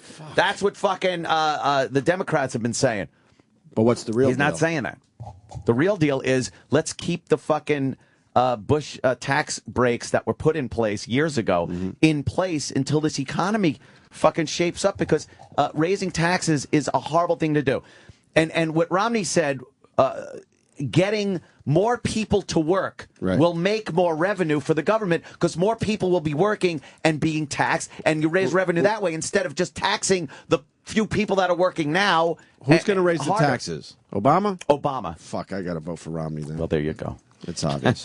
What I don't like about the government is, like you guys have said, you don't know where the fucking money's going. Like the fact that they had to stop him from giving $200 billion to Egypt. What the fuck are we doing? I don't. And Republicans might do that too. Romney wants that contingent on that money contingent on keeping the peace treaty alive with Israel, right? And this whole this Islamic fucking government that's in place, the Muslim Brotherhood. Why are we giving them fucking money? Why are we giving any country in the Middle East money? Yes. Enough. Yes. Why are our troops in Germany? Well, we got to protect the oil. Korea? We got to protect the oil. That's why. That's why. That's why we give them money. We got to protect stability the oil. in the region. Fuck the stability in the region. Well, but it's not that easy. Hate stability in the region. We got to have a plan B. We don't have a plan B, so we have to keep giving them money for now. We do Alaska. Just drill in Alaska. Oh, but it's drill, baby, drill. But until that's all set up, we have no choice. We got to keep that area stable. Keystone Pipeline. We have to. The Keystone Pipeline, how many jobs? And just bringing up the Keystone Pipeline will lower fuel prices, which, by the way, are edging on $5 a fucking gallon in this country. Will that fuck up the wildlife in Alaska? No. You sure? It's positive. All right, I've done the research. I got to vote for Romney then. I got to. What about the flip flop? It's fucking Canada. Is he Just let him run a flip-flopping? pipeline across stupid Canada. Exactly. Who gives a shit if it fucks up a few owls? Exactly. Hey, Moose, go fuck yourself. I need to fucking drive. A nice greasy fucking elk. Who cares? We're gonna fuck up the owls. I don't know. Obama's getting my vote. Oh Can't fuck up shit! the Oh, owls. you are a flip flopper. No, I'm not. No, I'm not. Oh man. A lot of the undecideds, you can tell in some of these polls that are ridiculous and don't make any sense and go each way. But the undecideds is where this whole fucking election is all about. It really is. I don't think it's ever been that as important. Is it really going to be now. close? I think it's going to be. And it's 3.5 weeks out, right? Very close. No, a little less than 4, I guess. I think it's going to be a very close election. Yeah, I think you're right. And it really is coming down to the wire as far as who's going to be ahead come election day. Yeah. Because they're neck and neck, and every little bit of leeway you can get is very important right now. You want to hear Rick Springfield singing in a subway? Rick Springfield, his buddy of mine. I'm so jealous. I'm so jealous. She should be with me. Jesse's girl. I guess he's got another album coming out that most people won't buy. Why would you insult Rick Springfield? What are you talking about? He's a nice man. Don't insult He's Rick a nice Springfield. guy and all, but who's going to buy a Rick Springfield album? Portrait mode? I know. They want to hear fucking Jesse's girl. Yeah. They don't want to hear whatever he's singing now. But Jesse's got that. But he's promoting. He's doing a little guerrilla marketing, and he hit the subways to sing. Yeah? Yeah. Ooh. Oh, I get it. Uh-huh. Guerrilla. What? No, marketing. Oh, marketing. Yeah. Damn it! I thought I had you. Yeah, no. So he sang in the subway? One of his new songs? No, he's saying Jesse's girl in the subway. Oh, good. Jesse's girl in the subway. And now, was there a lot of people around? Did they know it was him? Yeah. Or did they slowly kind of go like, hey, that guy looks like Rick Springfield? Well, based on the video, he's got quite a little surrounding of soccer moms and. Oh boy. Yeah. That don't know how to fucking turn their phone sideways for a video? I can't believe they can even use the video function. I blame the Apple V, though. At this point, there should blame be the Apple V. I blame the Apple V because at this point, they should be able to, if you fuck up and film shit this way, one fucking button, whatever the fuck, where they can fix that for Already you. changing that aspect ratio, though. It's I tough to do. understand. You've already They can cut do the it. sides off. But they figured out everything else. How they should be able to figure this one out. If we've learned anything, it's that most Apple V users don't even know what a camera is. Well, I don't know about that, but it's got an apple on it. Dude, you sound like that girl. Oh, Jimmy. I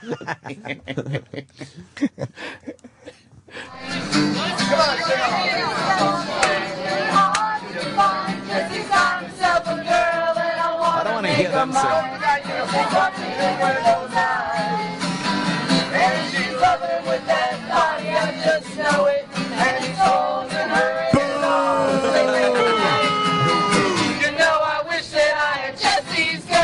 Some homeless guy just sticks a bottle in his neck. Why does Rick Springfield have a high voice now? Yeah. That's some of the moms Some of the singing ladies. along. Ruining it. You got an opportunity to get Rick Springfield in the subway doing a song like that, and all you're hearing are a bunch of fucking yentas waiting for the train. Bunch of hens. Hens. Buck, buck, buck, buck, buck, buck, buck, buck, buck, buck, buck, buck, buck, buck, I want Jesse's eggs. Buck, buck, buck.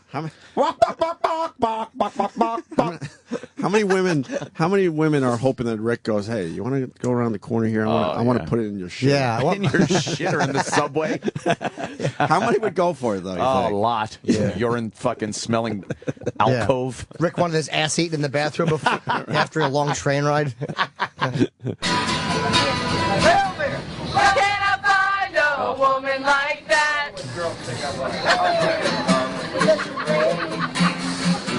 There doesn't seem to be a reason to change. You know, I feel so dirty when they start talking cute. I want to tell her that I love her, but the point is probably moot. Moot? Moot. Yeah. Moot? She sounds like the fucking girl that how that you gets say that? kidnapped in fucking Silence of the Lambs. singing. My mother will sing in the subway for you. Who's Rick Springfield voting for, you think? I bet he's an Obama guy. I got to vote fucking Romney. I bet he's an Obama Fuck, guy. that does it right there. Yeah, man. but he did Jesse's girl. He did. Fuck. Just you know see what? his gut. I'm going to Bam. vote for Obama. Okay. I have to. But she's watching him with those eyes, and she's loving him with that body.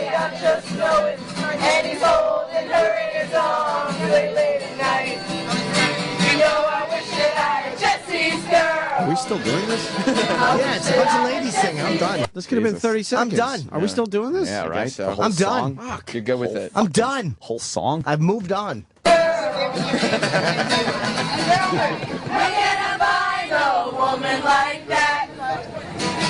There's not a woman to be had in that crowd. You know, Who are they kidding? he's putting out a documentary about how loyal his fans are. Oh, really? Yeah. What is it called? I don't remember. My but loyal it's- fans. It's traveling through the film festivals right now. Do you think you'll get him to interview him? Maybe. Get him to... You already interviewed him. I interviewed him. I didn't get him to cry, but man. I did get him to admit that he was not a sex addict, but a fan of sex.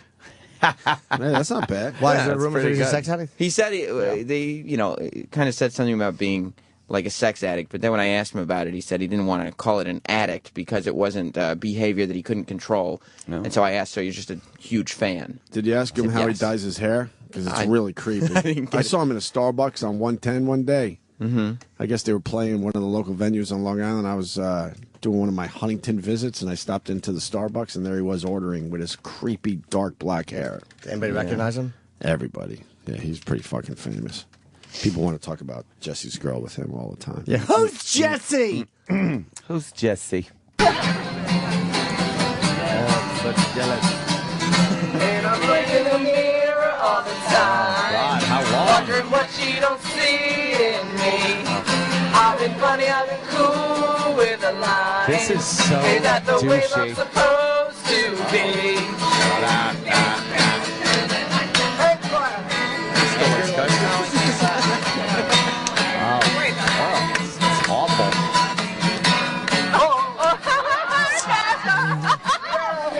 Oh, shut up, you hen. A lot of moisture in those pants. Jesus. Yuck. Edgar can't clap in rhythm and gets exhausted by it. No, he's Why do clapping you get and so getting tired. Edgar? Edgar's all tired. Jessica's girl. Jessica's girl. Jessica.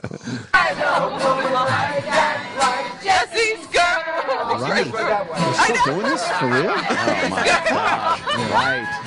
I want Jesse's girl. Can I find a woman like that? Where can I find a woman like that, like Jesse's girl? Dr. I Noah wish Drake, that I by had the way. Jesse's girl. General Hospital. Yes, he was Dr. Noah Jesse's Drake. girl. Yeah, back in the day. No, you dumb broads. Know what I learned from this clip? What? Middle-aged women just stink. They're such simpletons. They really are just dummies. Horrible. Middle-aged women stink. I learned that from Anthony. To the women out there, don't turn into one of these middle-aged women that just are simpletons. God. Oh, it's horrible. The soccer mom mentality. Right. That whole thing. God, it's just, ugh. How do you relate to that? I don't know. And still have, like, fun. I don't know. That's it. Oh, Here he goes. Friend of mine. He's a buddy of mine. What does he say? This is a better. Ricky Springfield. This version is better. Yeah. Little mixtapes together, you know, I put all my favorite songs together. Hey, Cosmo, which one is this? Number 11, yeah. I love it. You know, when you buy a tape or something, Oh, my God, or an he's album, great, you all put it coked on out. And the songs are like the bands put them in some fucking order, like they want you to listen to it in that order. You know, I hate that. I fucking hate that. I don't like to be told what to listen to, when to listen to it, or anything. And then it stops. He's like all so tense. Intense. Yeah, the fucking so good. It's masterful. My awesome mixtape number 6. It's like what is this, number 11? Yeah. Like a famous song. It's Cosmo. Cosmo with the firecrackers. He whispers over out of the side. Letting off firecrackers. Huh? What does he do to that poor kid? He hugs him and just pats him on the ass. Pats him on the ass. Hugs him. Oh, yeah. Here it is. He's smoking coke out of a fucking... He's freebasing with a robe. Fucking silver robe with his underpants. He rules. What a great scene. It's so tense. There he goes. He's dancing. Yeah, the one.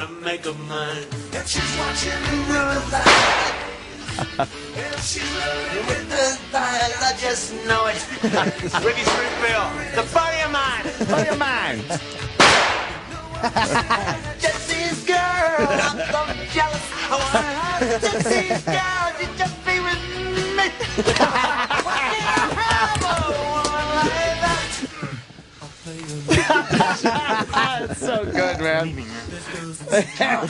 Rick Springfield. That's great. I forgot about that. She should be with me. That fucking, what an amazing scene that is. That is great. It's shot really well, That's too. a really the underrated, camera's like yes. moving very slowly. It's never like a still shot. Wonderful. Really, I fucking love that movie. Boogie Nights is so It's one of my good. favorite movies. Yes. And when he walks over, he's got it's a silver flowing, silky robe with creepy fucking tight underpants. It's hanging open, yeah. And the way he walks over, he's so loose when he walks. Like, he looks like he's been doing coke. Yeah. And he walks over and he hugs the Filipino kid. It's Cosmo. Yeah, he points at him. Yeah. He's just setting off firecrackers in my house. But he doesn't blink. No. It just doesn't surprise him. It's amazing. Love it. An amazing scene. Great movie. Yeah. Speaking of coke, the Lohans are at it again. Yeah, what happened? What a fucked up family this is, huh? I guess there's a phone call on TMZ. But you can't really understand the phone call, but there's like transcripts. This is out on Long Island, right? Basically, a lot of eyes are on Dina Lohan these days because she seems pretty fucked up. Dina fucked up in the head. Lohan, it's a buddy of mine.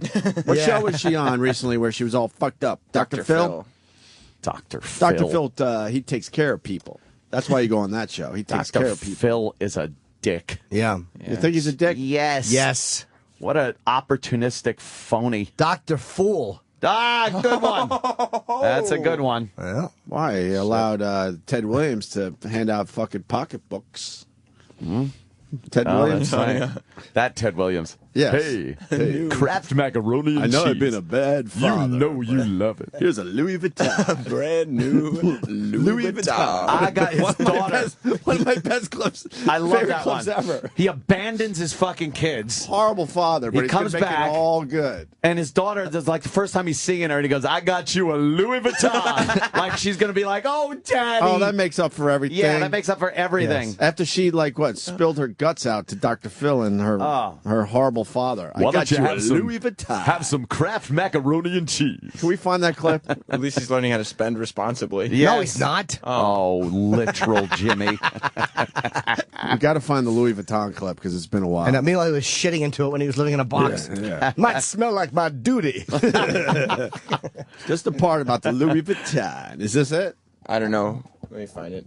It says Ted Williams Louis Vuitton. I know. It's a remake. Yeah, God, they're what fucking a disaster he is. Yeah, people picked up on the whole Louis Vuitton thing. So you got the Lohans, you got the mom there is pretty fucked up. Seems like she likes to do some partying in her own right, I would imagine. That is a fucked up family. And then you got Lindsay Lohan, who's now living in New York. I guess they went out together, and on the way back to Long Island, Merrick, Long Island. That's where Dina Lohan lives. Trash. Merrick.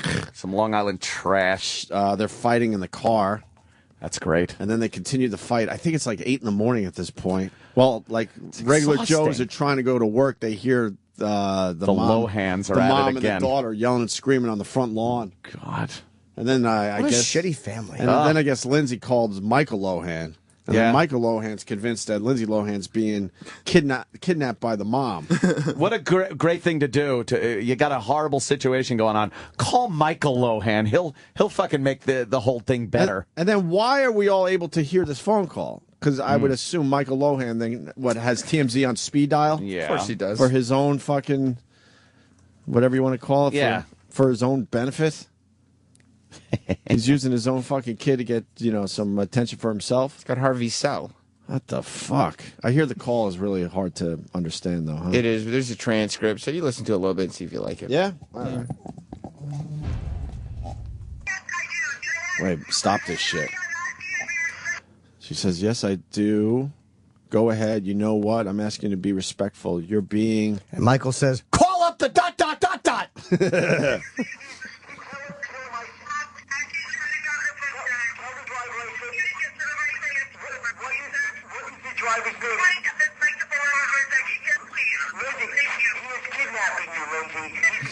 He's kidnapping you.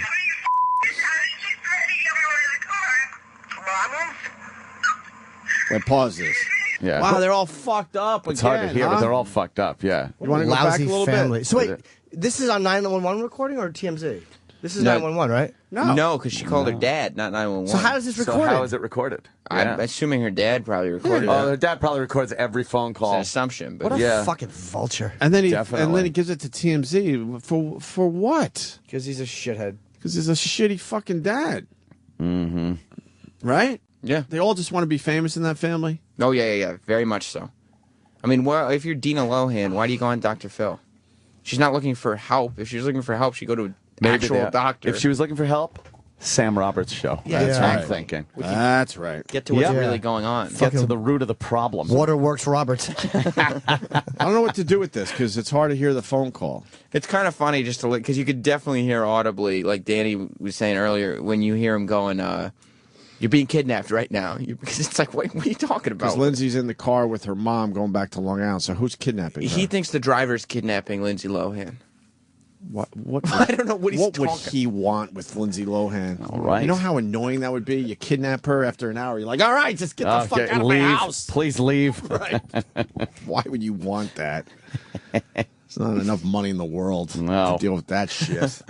Mom, listen, Mom is threatening everyone. That's what Michael says? Yeah. You already told me that I was a piece of shit. Oh. Is what Lindsay says. Mom is threatening everybody? You already told me that it's Did mom say she's calling the cops on you? Mom said she's calling the cops on you? Yeah, she's calling the cops on me and I have apparently from what the conversation I just heard. Is she in the car with you? You were just on the phone. You just said you were calling cops, right? So you just said that. You just said that. Let me speak to this driver. Just tricked me. Pause. All right, this is the part. Pause. So Michael goes, Lindsay, he's kidnapping. Well, you." does he know the father? He doesn't know the mother's in the car yet. I think he doesn't know the mother's in the car yet. So he's like, "Is she with you? Is she with you?" And Lindsay's being Who would incoherent. wanna kidnap Lindsay Lohan? She I want to has. go back to that point. She's got some fucking issues. She's crying on the phone with her daddy, and now she's talking about like 40 grand in this next. Oh yeah. Then Lindsay clip. goes, "You're crazy." I was like, "Give me my money back. Give me my 40 grand back." I guess she lent her mom 40,000 because her mom's saying she needs the money because there's foreclosure going on. What a fucking piece of shit family. All So, cheers. so then realized maybe she doesn't really need the 40 grand. So now she wants the 40 grand back from her Yeah. mom that I just gave you because you won't do that. It's not her fault. You just don't pay. And then it's just, I don't even know what the fuck she's trying to say there.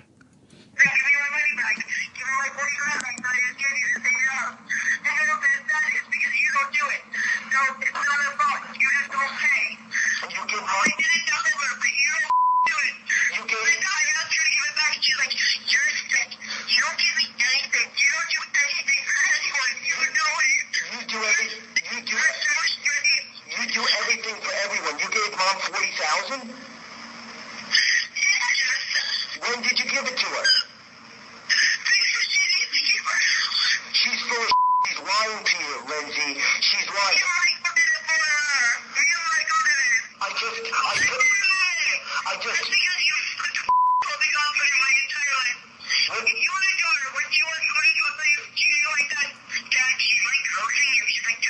All right, I'll pause. Oh boy. This part I read in the paper. Yeah, so then Lindsay's saying, Dad, she's on cocaine. She's like touching her neck and shit. Ah. Because the mom's in the car and Oh acting boy. a little Fucking strange. daughter hangs her out to dry. But it does show you why Lindsay Lohan is such a It's disaster. fucked up. Yeah, because yeah. these fucking dog shit parents. Yes. Because she's having a fight with her mom, and then she calls the father for help, I guess, and then the father fucking tapes the phone call, I'm assuming. Yeah, yeah. And then passes it on to TMZ, I'm assuming. What a disgusting fuck? guy. They really are. She should How have else been did taken TMZ away get years ago. the phone call? She's 24 or something. I know. She's an adult. I mean, when she was a child, yeah, she yeah, should have yeah. been taken out of the family and fucking put in foster care. And then Michael, once again, Mom's in the car with you? Mom's in the car with you? Well, she's kidnapping you.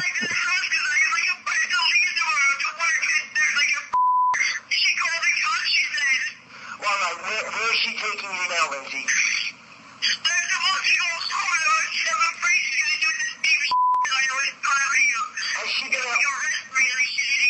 Has she been out all night with you? Yeah, she's been out all night, Dad. And she broke your diamond bracelet too? Where Ugh. She's horrible, Lindsay.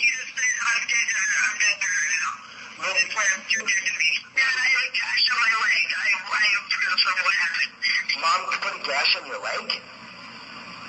He's. Could you pause that a minute? He's reiterating things like he's recording. Because he's absolutely... He knows it's being recorded. So what is he saying about recording his daughter? So he wants... Yeah, he wants all this on tape. We don't know if he did for real, but I don't know. It sure seems like it. Sure seems like it. And it's taped, and I don't think it's the Lindsay side. He's a piece of shit, and so's the mother. Yeah. They're just terrible. But Lindsay's stupid. It's like, you're 24. Cut these fucking dead weights. This dog shit parents you got stuck with. Cut them off. Because no one talks about her work.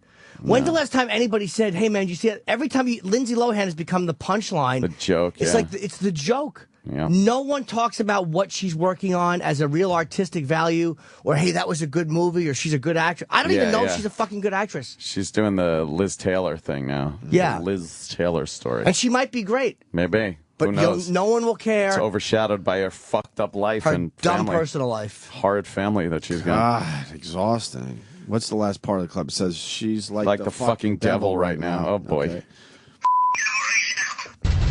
Oh, that's it. Yeah, okay. Wow. That's pretty cool to a devil. Of course it is. Oh, yeah. Damn. You like that type of music? Lilo. Seems so devilish. Lilo, yo. Wow. That's fucked up. I don't know. It's kind of hard to just fucking get rid of your family, though. Just don't communicate with them. Well, it's the only one.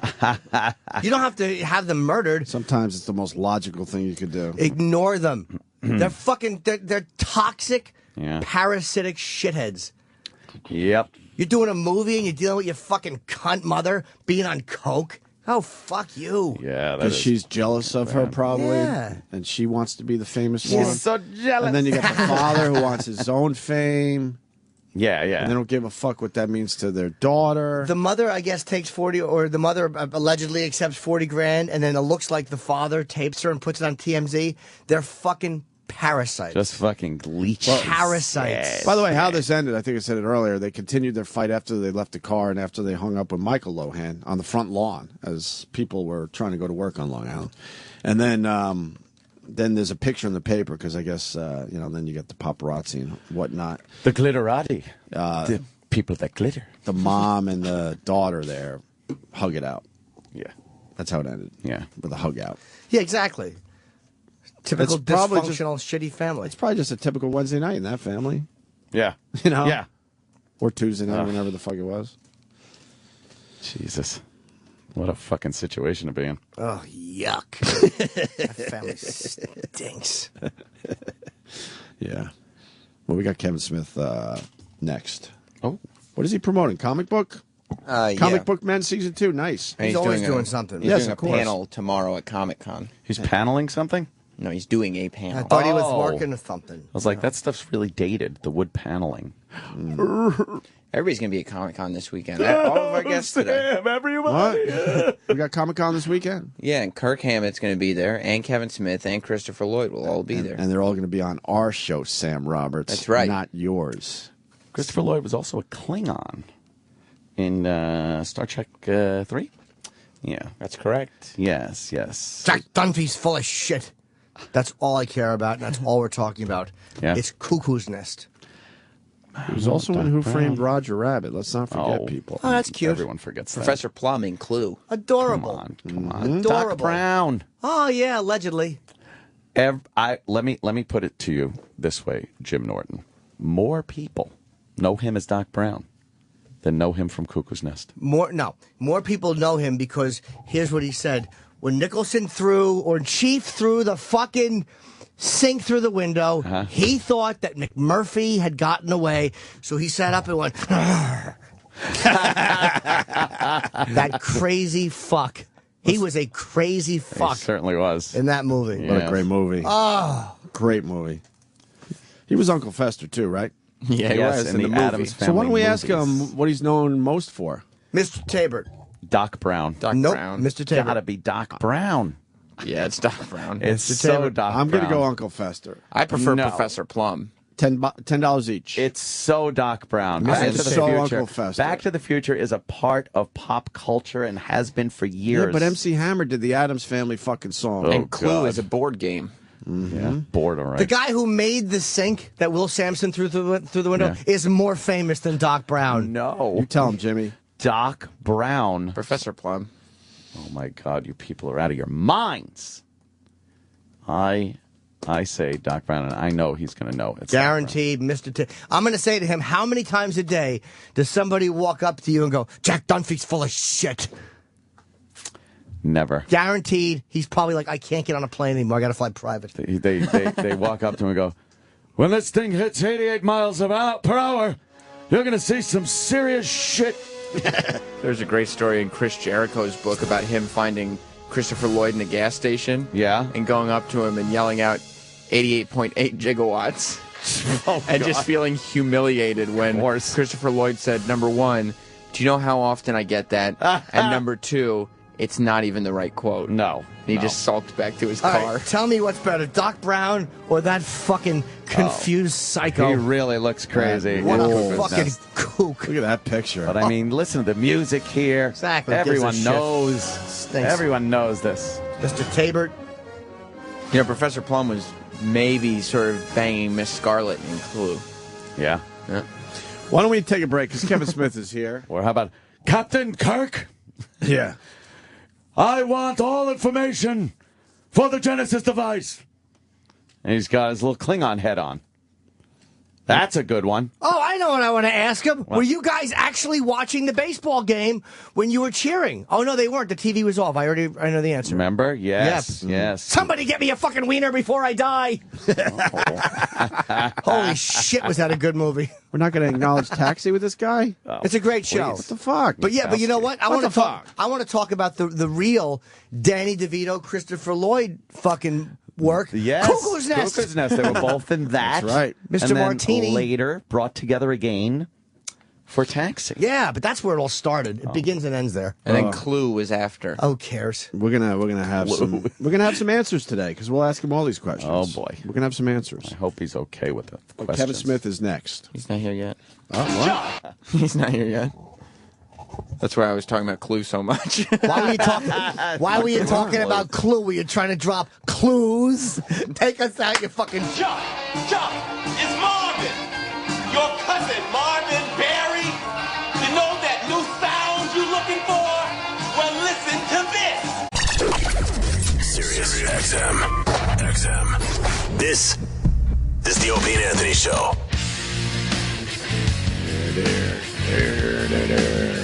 Why the Nirvana? No reason? Just cause. Are we going to sing today? Sure.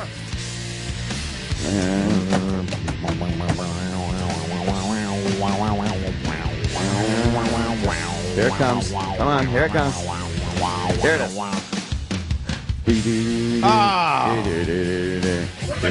What is this? Uh-oh. Oh, no. I love how Iraq throws his arms up in disgust, like, oh, God, This is someone great. fucked me. Iraq, what Aren't is you this? the guy? Wouldn't you just double check it, Iraq? Iraq. How does this happen? Why didn't you just play the song? Because I. Oh, stupid Sal's here. Sal, what's the matter? Eric said Why load don't the you pay rejoiner, attention? not the hook. So I loaded said the Nirvana rejoiner. song, but I did that's exactly fine. that. You know what? I'm a witness today. What happened? I am a witness today. What happened? What'd you say? Now, what did he say to you? He said load any rejoiner by Nirvana. So I was like, okay. And Iraq, what did you I say? said load a Nirvana song. What did he say? I am Sal? a witness today. Who wants to take bets? I know exactly yes, I what love was said. How do you know? Because I walked out of the bathroom walked out of the studio to go to the bathroom, and so I you heard it. Iraq say Oh, something. and now we're getting I am absolutely a star a witness in this conflict here. case. We got a conflict. I'm going to believe Sal. I'm going to go against you and believe Eric. That Eric. Anyone else said want in? Eric put is on telling Why the are you truth. holding song. Travis, I believe Danny? Eric. Why are you holding Oh, him? they're always holding each other and massaging each other. Danny is a Peter Pumper. Holy fuck.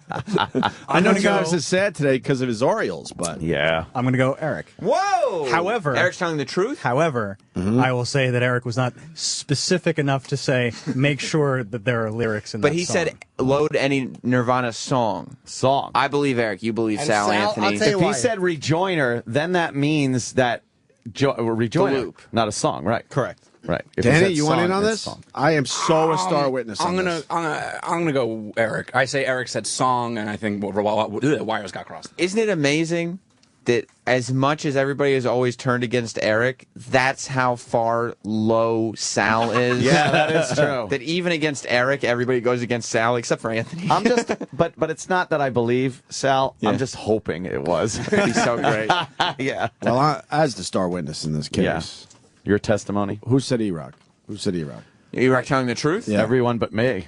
I believe you, Rock. Well, you would be right. Oh. In your face! Oh, Sal, you I piece walked of out of the shit. studio. I walked out of the studio Nice job, Pete Hair. God. and I heard E-Rock say, "Put on a Nirvana song." Well, because then I was walking down the hall, going, "Ooh, I'm going to get to hear Nirvana, a band I kind of Anthony, like." That's true. Never underestimate how much Sal sucks. He absolutely Can I say said something? Nirvana song. Hold on, Pete Hair wants to Oh, you want chime to in. say what? Another lie? no, Eric. How did you deliver that message to me? Vocally, I guess? Yeah, with that fat mouth. Through a hero sandwich. Yeah, he thought it was a microphone. Sorry, Eric. Go ahead, Hogan boy. I told Maybe the halibut in his craw was a little. That's what Oak likes to do. What happened? Halibut. Halibut. Yeah, that's a good video. Hella bit my finger. Ouch. Take us out, you fucking walker. No, not yet. Now Sal's trying to defend himself, but Sal. I absolutely heard Nirvana song. Yeah. Eric, how did I find out this news? I told the intern to tell you as I was going to the bathroom. I said, "Tell Sal to load a Nirvana song for the rejoin." So Where's the intern? 2 minutes ago, you just said you told me, but you told an intern to tell me. There's a star witness, Sal. Eric was telling the truth. There's a star witness. I believe it. Crying her little eyes out about Sal. This sounds suspiciously like the after show. So, see, Rock, I stick up for you. So wait now. See, Hold on. Is see E-Rock what I just lying? did? Is E-Rock lying? No, I'm not lying. no, I just told you. No. I heard get a Nirvana song. I should have known that when you said you were a witness, because if he would have said rejoiner, you might have said, hey, Right. play the song. Right. What did the intern say to Sal That's when he the key. delivered the message? Can I? Play Eric said play a rejoiner. So Oh, boy. why would I deviate from if that you- message? And if you play the tape back, which helps my case here, I said, "Are we going to sing this one?" Because I heard Right. E-Rock go Nirvana song. Yeah. Okay, what did the intern tell Sal then? Where's the intern? Come here. What did you tell Sal? I said that Eric wants a Nirvana rejoiner. The intern sucks. Oh, man. Well, the intern doesn't know So yet. they're both right. Why are you playing telephone through a fucking intern, by the way?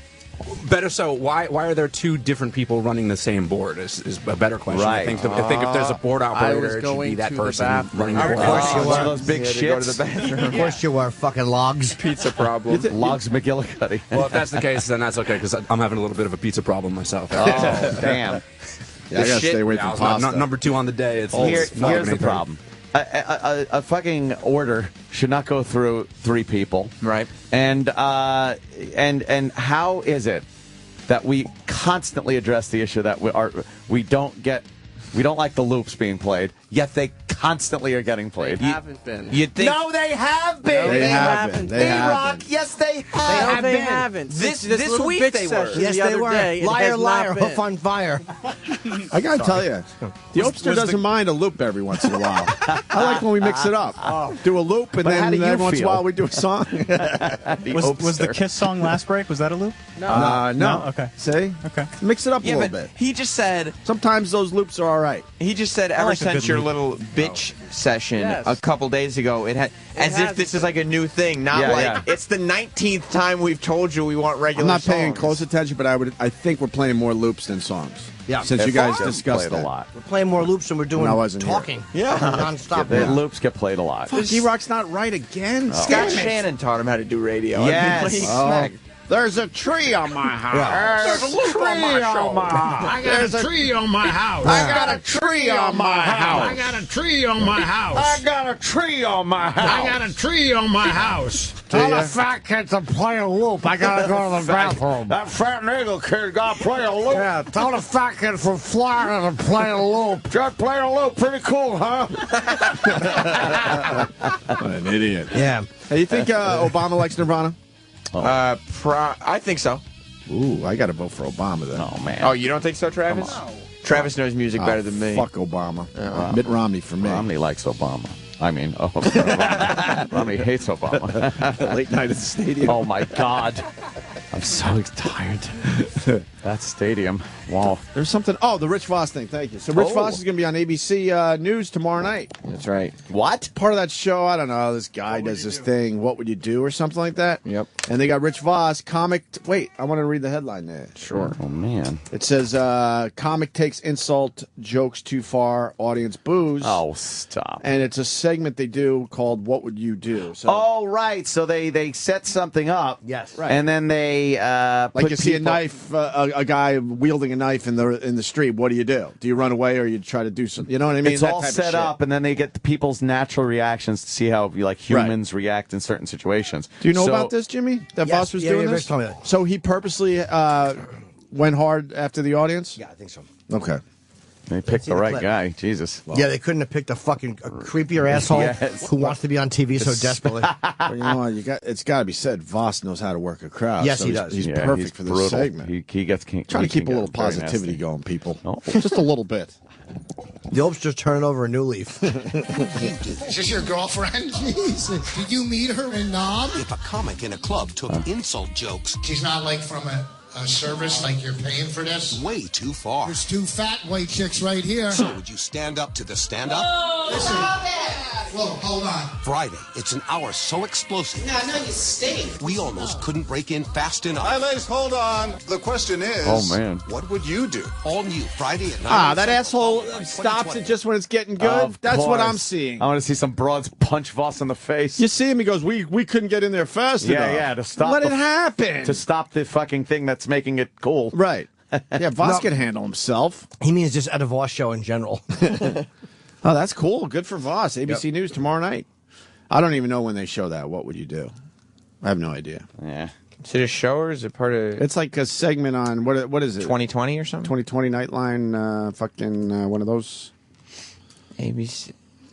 It's not the Situation Room, right? I think it's 2020. Is it the Situation Room? It's not Wolf Blitzer's It's not Wolf Blitzer? Situation Wolf Room. Blitzer. It's not Chris Matthews yelling and screaming that show? No, it's what? Chris Matthews playing a little hardball? No, it's just called Chris Matthews yelling and screaming. Right. It's not Bill O'Reilly spinning everything? No, it's the spin stops there right before you get to the show. Does it stop there? It's the no spin zone. Really?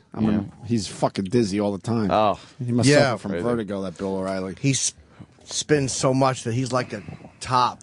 By the way, did anyone see Bill O'Reilly and Jon Stewart doing the debate? Yes.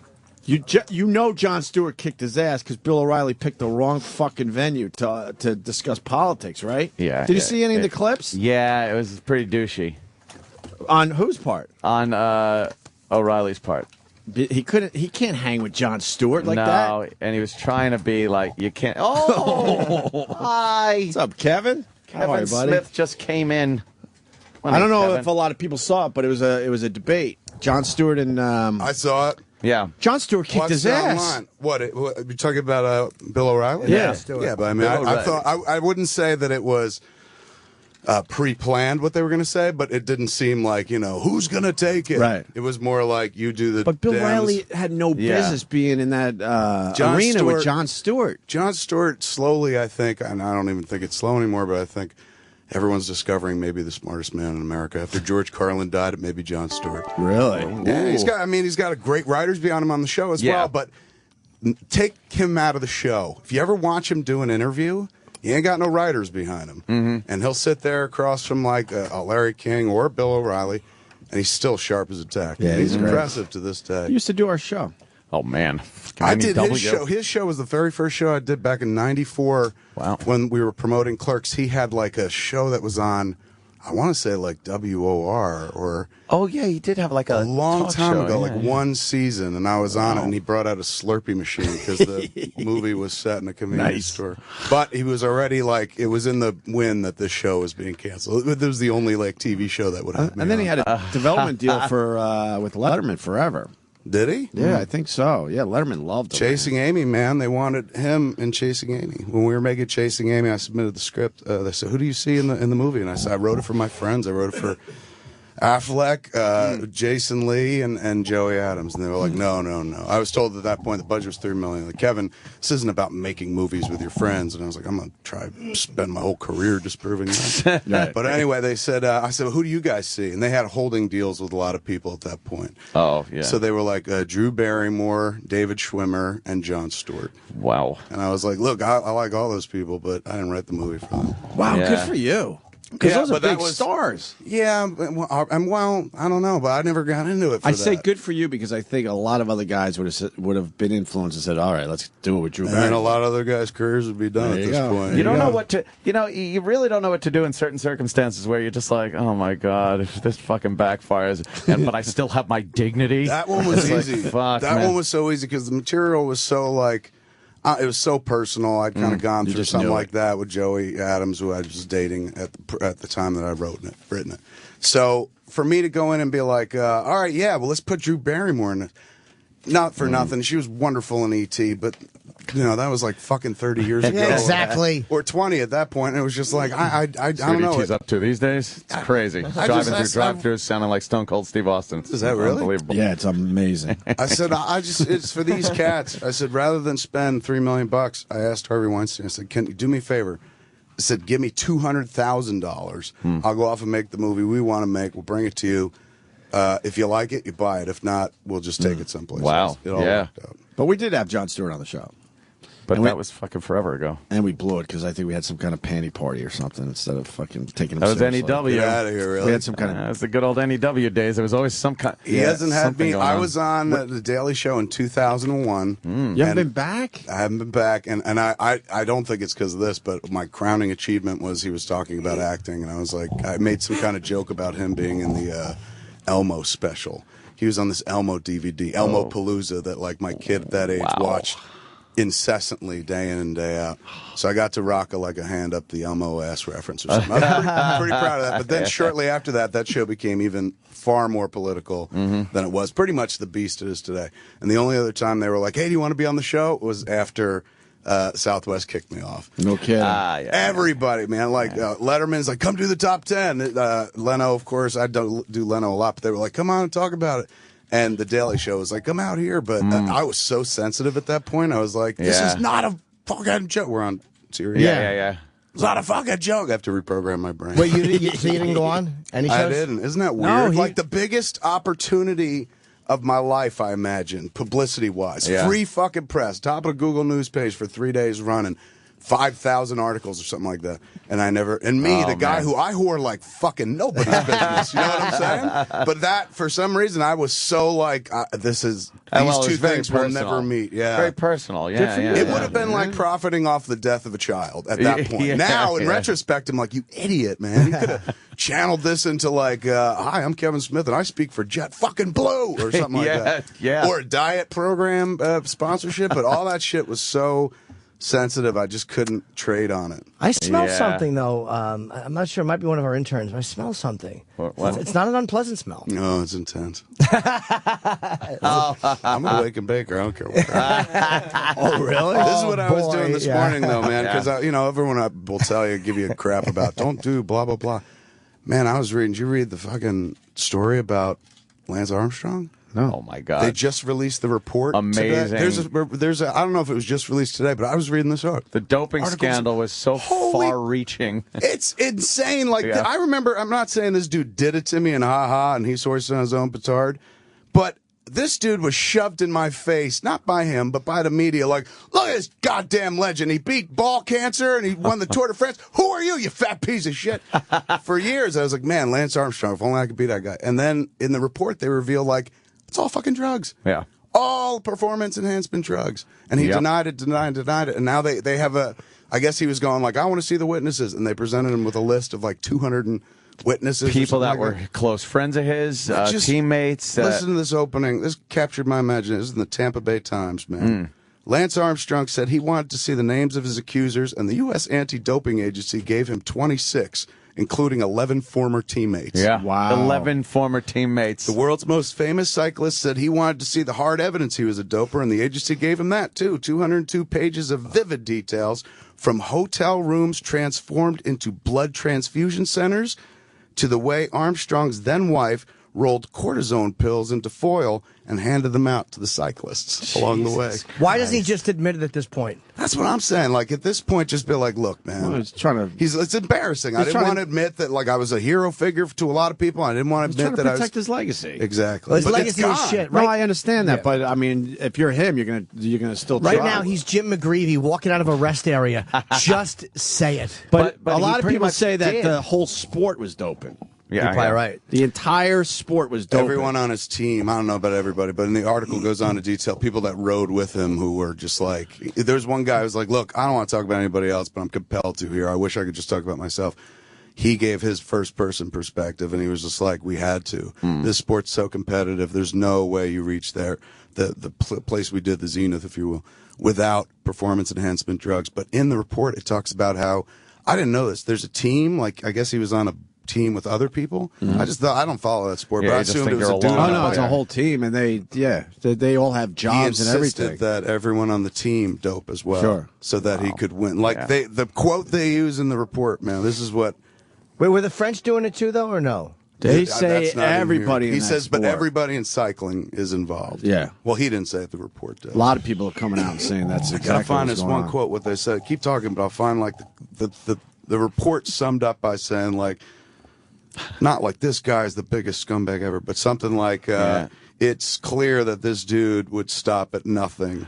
Yeah. He pretty much did admit to, he didn't admit to it, but by saying, look, I'm not going to fight this, ban me from the sport, you're pretty much saying, yeah, it's true. I'm not going to fight So it. how many guys weren't doping? That's- if he, yeah. If he We'll was the figure that one out. best, Oh, listen. This if from the everyone was report. doping and he was the best, that's pretty impressive. Yeah, he's the best out of all the doping people. He and that his are teams all were doping. part of the most sophisticated, professionalized, and successful doping program that sport has ever seen. Wow. Now, I don't know if that means that sport has ever seen, meaning Or cycling, any or sport. that sport in general has ever Yeah, seen. yeah.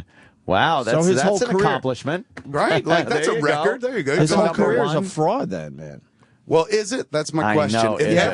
if the standard in the sport is that everybody's doping, then Well, you know what Lance needs all to relative. do? I think I'm with Jimmy. You admit it, and then you fucking blow the whistle, as they like Mea to say. culpa. Blow the whistle and say, really? All right. I'm going to admit it, Hey, culpa. but now I'm going to fucking tell you what has been going on in this sport forever. Right. Right? Yeah.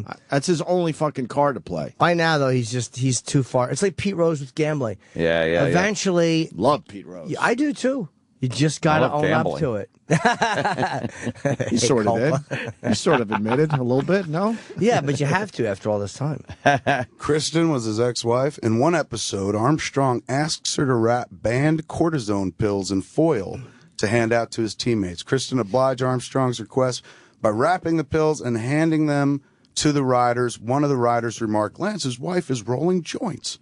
That's in the shit. report. Wow. And he probably knew this. It's just too believable from too many sources. Truth's on your side, Bubba. Nice. Holy Yes. God, what a brilliant Isn't that JFK pull Yeah. that was. This is why I love Fantastic. Jimmy Norton, man. That was fantastic. That's why he bailed on the case. Who? Lance, he finally just bailed. Yeah, he knew the Well, he jig said And a like lot a of couple people- weeks ago, he's like, I'm out of this. Yeah. You guys do what Well, you want. 'cause a lot of I know people- I'm innocent. Because a lot of his fans are like, what the fuck are you doing? And he's like, I just can't take the stress and the pressure anymore. No, you know. you're guilty, and Right. Now, what happens to all the endorsements? Think they go away? Oh, fuck they yeah. have to. Really? Yeah, man. Well, they don't think there's any energy drink that's like this plus PDAs. Performance Yeah. enhancement drugs. Yeah, I think it goes away for a while, yeah. But I think... they've been saying it for years, just because nobody is supposed to win that much. Like he fucking Especially was, after cancer. Yeah, and then he's Like just this above guy and was beyond. a miracle. But then you Yeah. sit there going, oh, you rock. You sit there going, if he's a symbol, whether it's fake or not, to a bunch of people with ball cancer or cancer in general who are like, man, if Lance Armstrong can do it. Right. You know, Was there good there? Did some good come out of it? Or ultimately, no, because it's all predicated. False hope for fucking loose-sacked people. I thought I could do it. Well, you were wrong. Sit down. What? The way they talk about it, though, like, if you jack up with enough, would that cure your... Is that what they were insinuating? I don't know. Oh, man. All I know is he was... Because they said he spared no expense. In the quote I was looking for, and I couldn't find, I'm sorry. It said he spared nothing, spared no one, and spared no expense whatsoever to reach. Because the money he was making on the other side. If he won the races, of course he's going to spend a shitload of money. It's sad because he was a hero to a lot of fucking people. He was the wristband guy. He was the wristband Started guy. the whole wristband thing. Yellow fucking wristband. Yeah. I think that was the first wristband, right? Yeah, that was pretty much That what was started him. the whole Live thing. strong. Yeah. I've been saying he's doping, though, since after the second time he won. I've been saying That this. a boy, you Jimmy, haven't, but Jimmy. no one was You've been on listening. it? You're like a Murder, She Wrote, man. Yeah, exactly. But nobody listens because you're this little old lady. Doping Sam. Yeah. There's no way he could have won 7 in a row, Sam. Now take those tiny Asian genitals and put him in my mouth. Mr. Monahan says you're dope. Yeah, it looks like the scales of justice. One half of the sack's got something, and the other one's down here, Sam. It's empty. I have not been here since the addition of the theme music. Oh, yeah, really? That is an excellent poll. You It takes, gotta love suddenly, I'm 8 years old going, like, do I have to watch this? Aren't there any cartoons on? Exactly. I hated that show so much. Oh, it was terrible. I loved it. It taught me a lot. It was realistic. A forensic pathologist always fucks the hot blonde after the car chase. In a members-only jacket and slacks. Yeah, he's involved in car chases, shootings. They're going over the cliff and fucking... It's not your job, Quince. Yeah. Why is Quincy doing that? He's a long medical passed, examiner. right? Jack Klugman's No, long he's still gone. around. He's still alive. Has he ever been on a CSI? I don't know. Don't you think they should honor the original? No kidding. The Oh, original man. forensics expert? Even if it's just a Yes. quick little thing. Oh my God, Jim! He's got like throat cancer, and shit, so he can't really talk. Yeah. It's kind of. He could play the body. That's true. Just to be like, come Just on. acknowledge. They pull it back and it's Quincy. And it's Just Quincy. to acknowledge. He was a good doctor once. I knew this guy. That's Oh, great. How God. great was I'm that? ready to roll a tear, man. That's like To that. kill off Yeah. Quincy like that. continuity to pull those worlds That'd be together. amazing. that'd be Hollywood pretty should do more of that. Yeah. Yeah. Yeah. And then you have fucking Detective Monahan come in and go, yeah, Quince, I mean, who knew he was a pederast? For no reason at You all. just completely destroy his character in one fucking quick snippet. Yeah, and then Sam comes in, he's fucking with a lady boy. It's never explained. They did one of those. Extensions of something on Hawaii Five-0 recently. The new Hawaii Five-0. Yeah, they brought back an old enemy of McGarrett's. Yeah, it was what's his name? They did an homage. Yeah, but it was Lou Grant. Oh, Ed Asner. I love Ed Asner. Ed Asner. They Has brought he him been back. on the OG? Fucking He was love on Ed the Asner, OG, Sam. fucking Hawaii Five-0. And they brought him back. yeah, they brought him back as the same character. What is the continuity of that show? Is anybody there supposed to be McGarrett? Like McGarrett's and Dano and stuff? fucking nephew or something? Is No, it? I have no idea. I can't believe it's on though. They went for another season. They still They're doing all they're right. still doing it. A show that the first casualty of the fall season made in Jersey. Which one? Is a show called Made in Jersey. Made in Jersey. Oh, really? Oh, okay. Yeah, it was a show about a Jersey girl who was a lawyer in New York. She played by a British lady or something like that. yuck. Just sounds Horrendous. First one, man. Who wants So to much see a show money about a spent. female lawyer? I'm going to win this case. Right, well, sure you are. Enough with the lawyers. Has Jersey been the setting of a successful What would Quincy TV say show? to a female lawyer? You're never going to win because you have ovaries. All of your reason slips out between those two puffy lips. Now, my young houseboy, Sam. Sam's setting off firecrackers in his houseboat. Yeah. Burn your law degree and come on my boat. I'll massage your flat ass while we breathe in gas fumes. His name's Cosmo. Oh, yeah, Jesse's girl. I'm so jealous.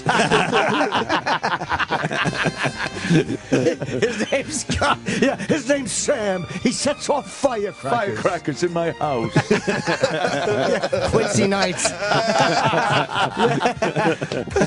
Quincy's giant dick. Yeah, Detective Monahan is going to test the cocaine. That's great. I used to watch that as a kid, though. My Me mom too. would always have it on, and just that at the beginning, it was like the da da da da, and it's like, oh, it's serious. Serious. And then the Now it's goofy. Gets laid and this guy he somebody's likes to drink. dead. Yes. I'm with some chick. Yeah, Casual sexy, casual Quince. Because Casual he had Quince. come from fucking Let his The hair Odd down a little Couple, bit. so you knew him as funny Oscar Madison. You can't just get him all serious. You got to kind of have a little little of that in the wacky. show. And they show him like running his finger over the body on the gurney or something like that. And they did that a couple of times to throw you off. And then he's doing it again, and they pull back, and he's with the broad on the boat within the bikini, and he's just being creepy with Who's her, way out of his prodding and league. poking her. So out of his league. Yeah, she was like an 8.5, but they don't show you that she's actually dead, and they don't show you that it's a skeleton face in the front. He brought his work home to fuck it. Exactly. I wanted to analyze her. She had a figure in her anus. He's a necrophiliac. Yeah, he would smell the vagina and anus of cadavers, which would tell him how they died. She choked on pea soup. Shit. And when you watch shows from that period now, you never believe that people watched them and actually thought there was any Yeah, bit like, of realism who to it. watched this? Like, who watched this garbage and thought Options, it dude. was There were no real? options. No options. 3 channels. Think about how many CSIs there are. There was one forensic show, and it was One Quincy. forensic show, Quincy. We had nothing else to base anything on. We never had like HBO to watch Michael Bodden fucking talk about what it really is to What be a ghoul that guy a is. fucking a medical examiner. So yeah, what did we know? Oh yeah, I guess he goes around and fucking gets involved with the police and He's the a car detective chases. as well, yeah. he's like It taught a fucking generation of kids, like, you can do this creepy job and still get pussy. Yeah. No matter how old How many you guys are. went into that and didn't get the pussy? Like, Yeah, what like- the fuck, Quince? Why did it work for all Jack those Cluck? shows. There's that network Me TV, and it's like kind of like retro television from the 70s and shit like that. And I was just getting into day after day. I'd come home and just pop on fucking Cannon would come on. Cannon, a Quinn Martin production. And it was so ridiculous. And I remember watching it as a kid, and my parents would be watching it and really getting into it. Like, wow, this is serious drama. And you watch it now, it's like, this is so hokey. And their ham-handed attempts at a message, Right. like and it was like a Vietnam message or some shit, Perhaps we should get out of there. Yeah. Let's get out of Whoa. here, Cannon. Cannon, a Quinn Martin production. And they would used to yell the announcer, with special guest star, Lauren Bacall. And This just the fact theme that it was song so we borrowed from that theme song we did a show over the summer called Spoilers, and it was a movie review show where we take people out to the movies and we sit around and talk about it afterwards. Oh, that's cool. Yeah. And we did the theme song and the opening credits was based on Cannon, where they would just have the dots with like his that's what we ear. did. Yep. Why the fuck are they the side of his head? Because he's listening. Because what else could you show of him? It's true. That was sexy, dude. That was sexy, yeah. Yeah, the giant car.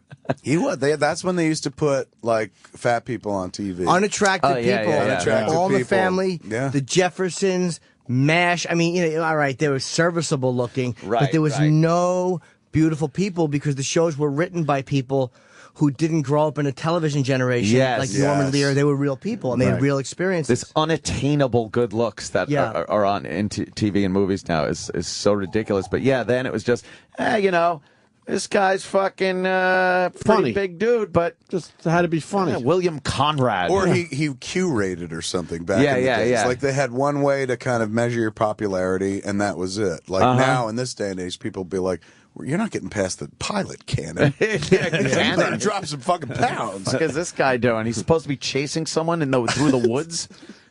It's true, man. That was a dude you could easily get away from each and Yes. every time. Every time though he'd get in a fight and he'd That's a dude karate you could chop confess someone. to his face and be like, I did it, Cannon. What are you going to do? And just step back when he reaches Step for you? back. He's like, you can't get me. He would be running through the woods with a snub-nosed 38 at the hip, shooting and hit people. Why did he shoot that way? From like 100 yards. Did they used to shoot that way? No. It's It crazy. just looked cooler for TV. With his fucking half-inch barrel on Oh. a snub-nosed I thought you meant 38. I think that's as high as he could raise it. I think He couldn't raise it. He was a real Chief Wiggum type. I just read somewhere that Roger Moore never did his own shooting on any of the James Bond movies. Really? Yeah, he says he couldn't fire a gun without flinching, so there was always a double. Really? Wow. Anytime James Bond fired a gun, apparently there was a double. He Well, said he's coming otherwise in. you would Yeah. see him going like this. Ask him. Well, I ask read him. that. That's Ask him definitely. that. How old's Roger Moore now, you think? 80? He's up there, If he's- man. He's yeah. gotta be 80 He's something. He's gonna say- I just saw that Bond documentary. He was interviewed in it. Was it? Epix is doing it. Yeah. How is it? It's great. I couldn't. All it made me. I had no desire to see it, but I love Epic, so I went to the premiere. I'm dying to see every James Bond movie Right. now. I'm literally. Yeah. It turned me completely around. I like Daniel Craig a lot, but I want to go see all of them. Roger Moore was good at the beginning, the first couple that he did, and then it just started getting so hokey. Like That every they joke, it really became a started parody. leaning into the comedy a lot more. It Yeah. became kind of like the Batman Forever and Batman and Robin of the James Bond universe. Yep. They just like people liked what's his name, Richard Kiel as Yeah. Jaws, and the character was in one flick. They responded. They brought him back again. You thought he died in space, I believe. Then they brought him back. They kept bringing the dude back. and Yeah, stuff. yeah. There was the ones like It The became Spider a Loved little Me was comic good. booky. Yeah. And then you're going underwater with But a car. then it was like and a Lotus and- Octopussy and fucking. which sounded sexier than it was. Yeah. It's like, come see Octopussy. Moonraker. Adams. 8 pussies. Moonraker. 8 complainers. Moonraker was the one with the space shuttles and. What was the shit best like Bond that. flick, you think? God. It's just A so. lot of people would say a Sean Connery one. People love the Connery Bond. Or what was that one? The lady with the gun hat, or the man with the umbrella flight, or Man with a golden gun. no, Lonely Heart Shoes. All these fucking names I can't remember. I like. There was one that what's his name did. Sean Connery did called Never Say Never Again. He hadn't been Bond in like 10, 15, 20 years Right, or something. yeah. And he came back and did it as a middle-aged Bond. It was actually a pretty tight flick. And Kim Basinger's in it. And it's like at the early days of video games. So movies are just like video games can do these amazing things. So instead of like playing Pong or something on a screen, or maybe let's say at that point Donkey Kong was like all the rage. At one point he's sitting across from another billionaire at this long table, looks like a Chippendale dining table. And there's controls built under it. And it's like this global thermonuclear war game. Oh, and yes, suddenly I do there is remember a this. three-dimensional representation, like a holograph. You think it's going to be Tupac or something at the concert. But this is going back 25 years. And they're playing this video game, and as a kid, you're going, "This is bullshit. Yeah. Nobody has this game. This don't exist." I mean, it looks like like Princess Leia talking to R2D2. Yeah. That little projected hologram version. But that was one of the first like references to video games in mainstream. Yeah. Then they started. They started putting a lot of video games in movies because it was all the rage at War the time. games. Yeah, war games. Good old war games. What was that? I think there was a War games taught us to connect to the internet long before the connect to the internet. Like in 1982, he had a modem. Yeah. And he would stick his the phone acoustic into it, modem where you had to put the fucking handset in right there. into it to connect with the noise. To connect it But I fucking remember like. years later, like 10 years later, maybe something like that, finally going online and having to, and this is dial-up days. Yeah. And you would hear that same noise from War Games, and you were like, oh my God, I'm War fucking Games in. could happen. I'm in. Here's what I learned from War Games. I always wondered what Dabney Coleman did after his job at 9 to 5 ended. He went and ran the war room. Yes, you that's right. big-eyed sack of shit. Hell, I'd piss on a spark plug if I thought it'd help. Let the boy in there, Major. Yeah, Just very unplug believable. the goddamn thing. Yes. The Whopper. Let the boy in there. And I love the way he's, hello, Joshua. And Joshua. Greetings, Professor Falcon. Yes. I like the Shall fact- we play a game? Yeah, I like the fact that the machine learned a lesson. Yes. Yeah. Instead of just coming Not back. mankind, the machine. The machine Yeah. learned the Machine lesson. learned. Tic-tac-toe blows. That's what he should have done. And then set the missiles off. You people should be killed for inventing this faggoty game. XOXO. Bye-bye. Bye-bye. Kevin, why are you in town, by the way?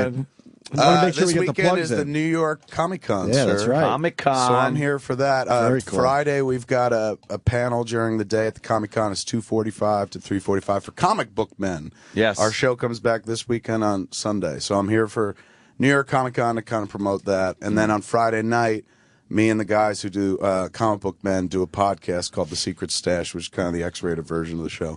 You do We're a lot doing of that. podcasts, sir. Lots. You're a fucking animal, dude. You're really always doing something. How many hours a day are you podcasting now? When you're home? Not really. There are long blocks that I don't, but when I sit down to do it, we talk for like multiple hours, and then I break it up into a few. But there's 4 different shows, 5 different shows a week but it's no different than you guys. You guys get on the radio 5 days a week. You do 4 hours and change. What's the difference? Yeah. Same If it was a podcast, we'd have a lot of podcasts. We're not making movies too, though. Neither am I, though. So I'm trying to be you guys.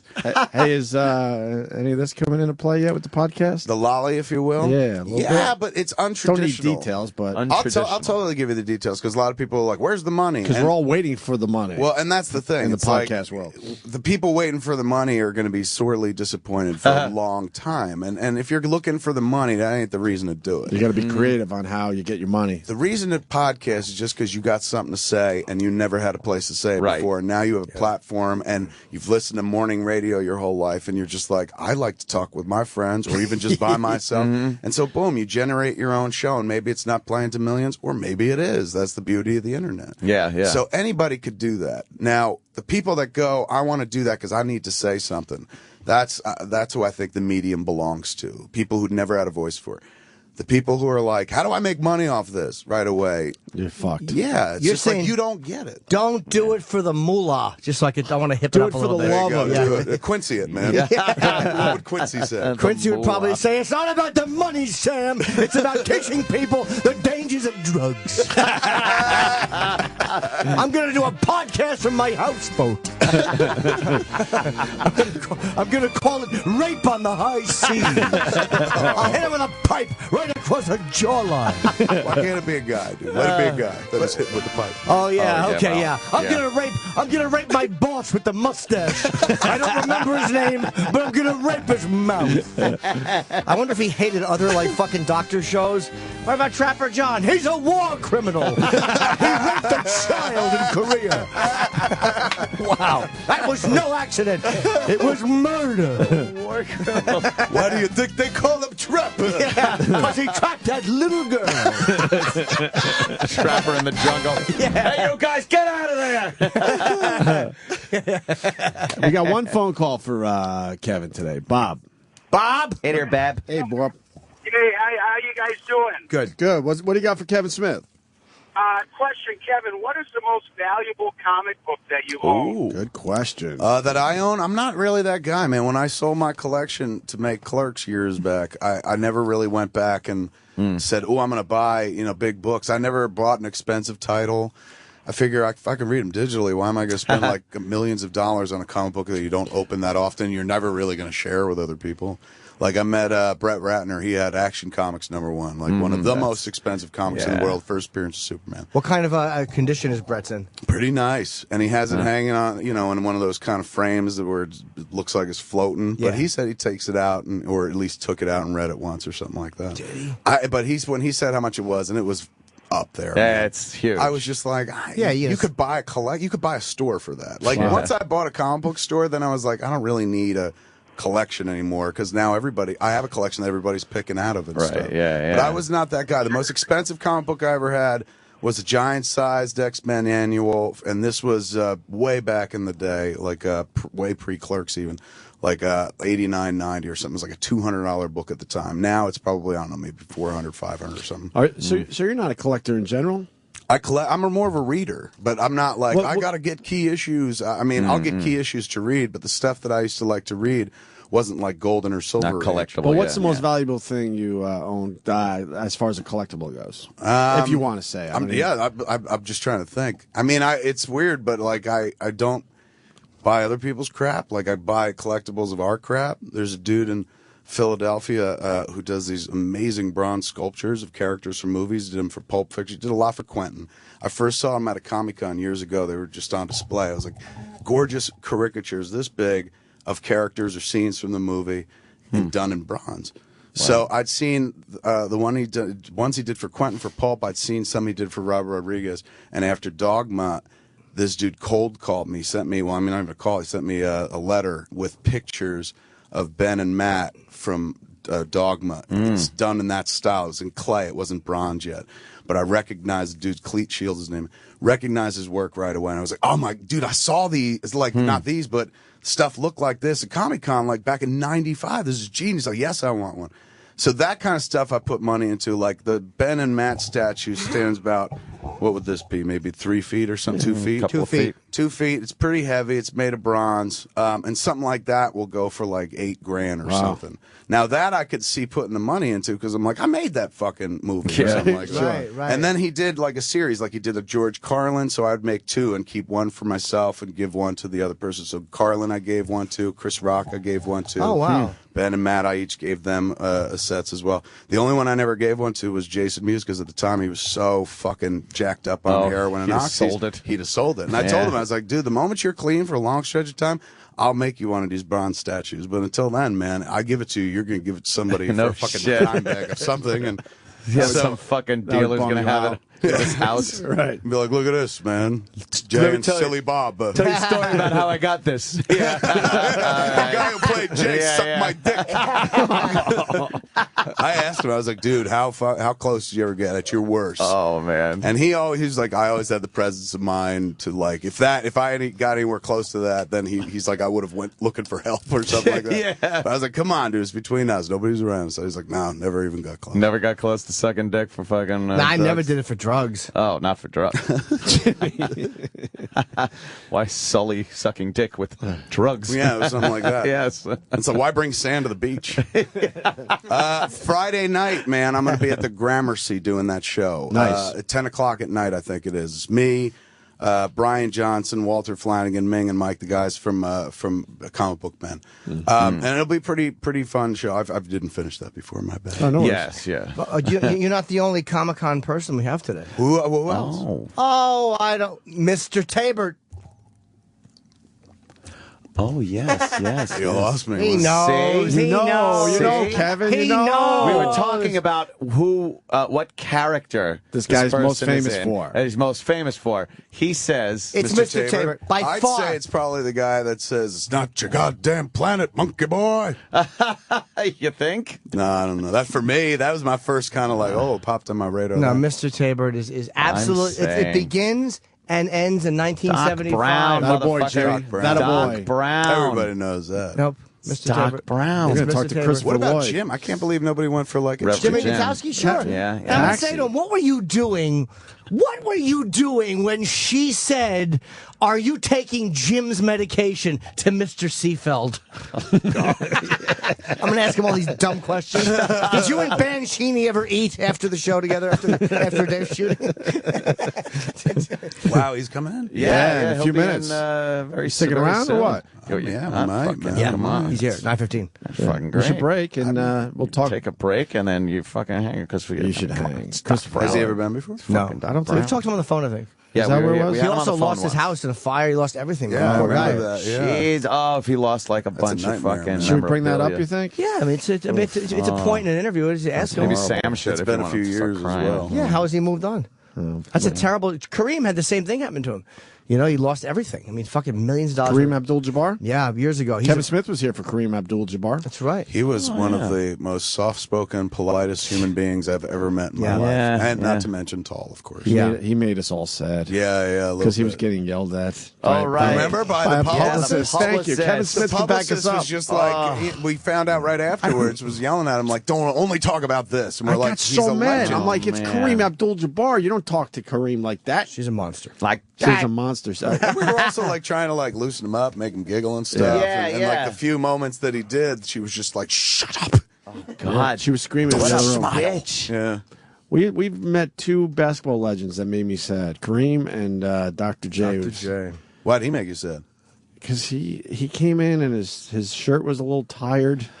You know, he's not making the same money, and he never Tired. really What made was the the money. shirt, though? It's just, you could tell it was a style that might be past its time Like a little from bit. the oak tree or something like that? Yeah, it was just like Structure? You expect Structure. Dr. J to be like just in the solid clothes, and I don't know. And then he's married to someone that doesn't even really know what he did for a living. She knows of it, but doesn't really care. Right. And he said that he doesn't have any of his basketball stuff around his house. Remember all that? Yeah. He was cool as all hell, but Guys like that, Remember man. kids in the commercial, Dr. J, Dr. Yeah. J. He was. There was no one bigger than Dr. J in the NBA for a long, long time, and to think that he's kind of maybe not making a lot of money is kind of sad. I was not a basketball fan, never have been, but even I was aware You of knew. Dr. J as a kid. There were some of those names that just transcended your interest in the sport, and that's one of them, definitely. Lance Armstrong. He was for There me, you a go. Lance Armstrong of basketball, where it's like, I don't know this sport, but I know this dude. You fucking, yeah, who thought you'd ever know anybody in bicycling? You know, that Yeah, really but shows that's you, the thing, like, the dude found Yeah. a niche where nobody else, Yeah. he could be the bike guy. He could ride, just like Gretzky Yeah. became the face of hockey in America. This Yep. guy was like, I'm the face of cycling now. Can I tell you, I hate cycling enthusiasts. Ugh, enthusiast. I detest cycling People that enthusiasts. watch biking or people that are bike. Whatever. Just the fact that they consider themselves cycling enthusiasts. Then you should go to Central Park. Oh, they put the uniforms on and everything. They got like the tight fucking, like Yeah. They all look like they're Lance racing. Armstrong, and they Yeah. race around the park. They should hand out fucking sticks, perfect for spoke jamming. Jam this in the spokes. That was one of the most horrific things that could happen to you as a kid on a bike, was someone throwing a stick in your front spokes. Yes. You was always rare. heard about it. It's like, it was rare, but just the thought of it was. It was right up there with when you were a kid. People were like, don't ever get punched in the nose because they could put the fucking Yeah, bone go into your right into your brain and you brain. will instantly die. Yeah. Worse with the bikes was the pant leg. Pant leg in the chain. Holy How many crap! times are you on the side of the road trying to lift the bike up and spin the pedal to get your pant leg out of the chain? But man, that would make you fucking crash a bike or Here two, you go, huh? kids. Here's something with moving gears and I levers. know, I It know. really Shit is you could get cut on. a weird thing to give a kid. There was also people that would ride either on the handlebars or on the back and get their foot stuck in the spokes. I was one of the back. That pedals. was a bad fucking I rode injury. on the back of a bike. I was more, Bike or two. I was more of a walker. I never liked riding on the bike with anybody. Like I didn't God, like. no. You get on the handlebars. Fuck you. Yeah. Nobody ever says get on the handlebars to the fat kids. That never happened. We had like people that had bikes with like not quite baskets, but they had the front kind of space. And after Yeah. ET, everybody tried to jack the littlest guy in the group into the basket in the front of the bike, Basket. which was kind of weird.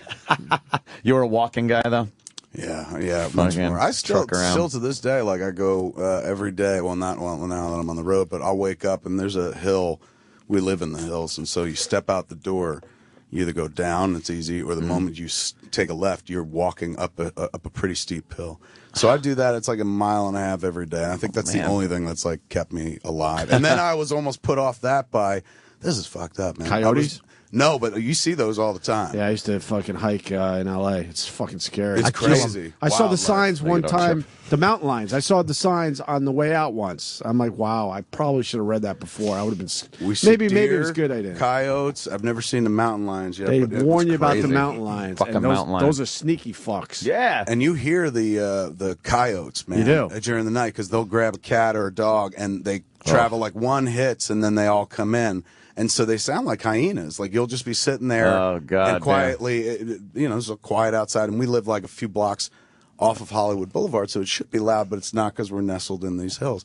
All of a sudden you just hear a cacophony of it, man, and you hear something shrieking and dying. Wow. And you're like, I guess they got a cat. Oh God. Pretty mean. But I didn't. It wasn't a coyote, man. I was walking with my dog. I got a little dachshund, man, a little miniature wiener dog. So right away, fat guy and a little dog is a funny sight. So I like the route I walked. No traffic, very few cars. Like a lot of people go to Runyon Canyon to walk, and that's a real fucking scene and stuff. You'll see famous people and shit.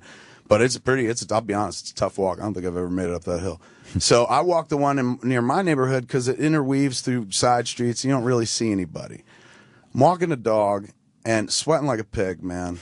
And this car drives past me. And, you always try to stay aware of especially on a street where there's not a lot of traffic. Yeah. You tend to notice every car and stuff. And sometimes you're just playing spy, where you're just like, this motherfucker's after me. And then sometimes it turns out to be right. Like this car drives past, and then I noticed it, didn't think about it, kept walking with the dog, then it drove by again. Now you're So like, I was like, maybe they went to their friend's house up the hill, then came back. Then it came by a third time. I was like, all right, I've been made, man. Yeah, So is yeah. it fan or what? What's it going to be? Like, if it's fan, great. I'm just worried about the religious day. zealot. Sure. Not a fan who's just like, he's alone with a little dog as a weapon. Let's get him. Oh man. So it drives past again, fourth time. So I see it heading down to the end of the street, and you could either go right or left, and its brake lights go on. So I kind of duck into a little, they got some archways on their houses on the street. They descend into the hill. So there's a little, like, archway thing. So I'm standing under it, feeling like a dick, because I'm like, this isn't about me. Like, why am I, now I'm playing spy to the 10th degree, and I'm like, now you've literally stopped walking. It's not in your head, and you've physically responded to something. You don't even know what it is, dude.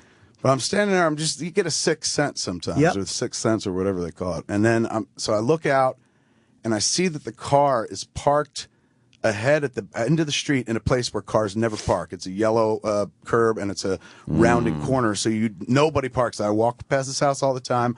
Their cars are normally in the driveway. Nobody parks here, and it's the same car. Oh, boy. So I was like, all right, fuck it. I've been made. Seriously. I don't know what's going on, but I'm going to try to make myself as presentable as possible, considering I'm a fat, sweaty mess. Wearing fucking like a big old sweatshirt and shit, sweat pouring off my face, my hair all matted, because, again, I've just walked a mile up a hill. Now I'm walking down. So I throw my hair up and stuff, start walking with the dog, walking toward the car. Nobody's in the front seat. So I'm like, you're acting like a fucking dick. Oh, man. But then I'm like, you know what? I can't quite see into the back seat. So as I'm walking close to the car, I was like, just do it. One of two things to do. Keep going or confront. And I said, fuck it, do it. So I just walk up to the car, man, walk up to the back seat, driver's side window, and I wave. And at this point, like, I'm like, I could look like the biggest dick in the world to everybody. But then the window goes down, and there's a motherfucker with the longest telephoto lens I've ever seen in my life, tented in a Duvetine. He Duvetined his backseat. Duvetine is the stuff you hang up on movies. I don't know if they use it elsewhere in life, but that's the only place I know it from. You hang it up to darken rooms in movies and shit like that. He created a little tent affair for himself in his backseat. All manner of snacks, all manner of fucking drinks. Like, he was staking out as long as he wants, right? And this camera was fucking threatening looking, man. It looked like a high-powered rifle. But not like I didn't just, confuse it as such, but it's just like, Jesus, you really want the shot. So he goes, hi. And I was like, dude, you can't do this. I was about to call Jason Mewes. He lives down the hill, and that dude would have come up, ripped you out of the car, and put a pool stick up your ass.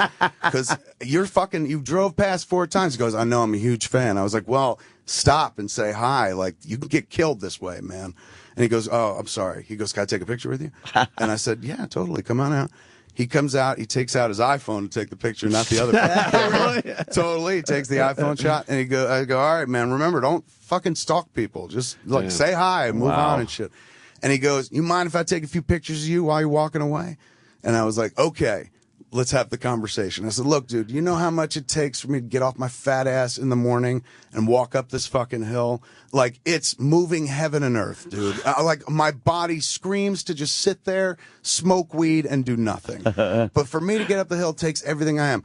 If I see pictures of myself walking up this fucking hill, walking downhill, looking like a fat piece of shit, I ain't going to walk up this hill anymore. And I don't walk running, so then I'm just going to get fatter and die. Now, if you're a fan, you don't want that. He goes, I feel you. Thanks for explaining that way. I said, do me a favor. I drop a bunch of weight, throw up all the pictures of my fat ass you want. I said, but while I'm trying to do something, please don't fucking share pictures with the world. Don't take pictures of me walking away with my dog. And he goes, okay. Good meeting you, man. And gave me his card.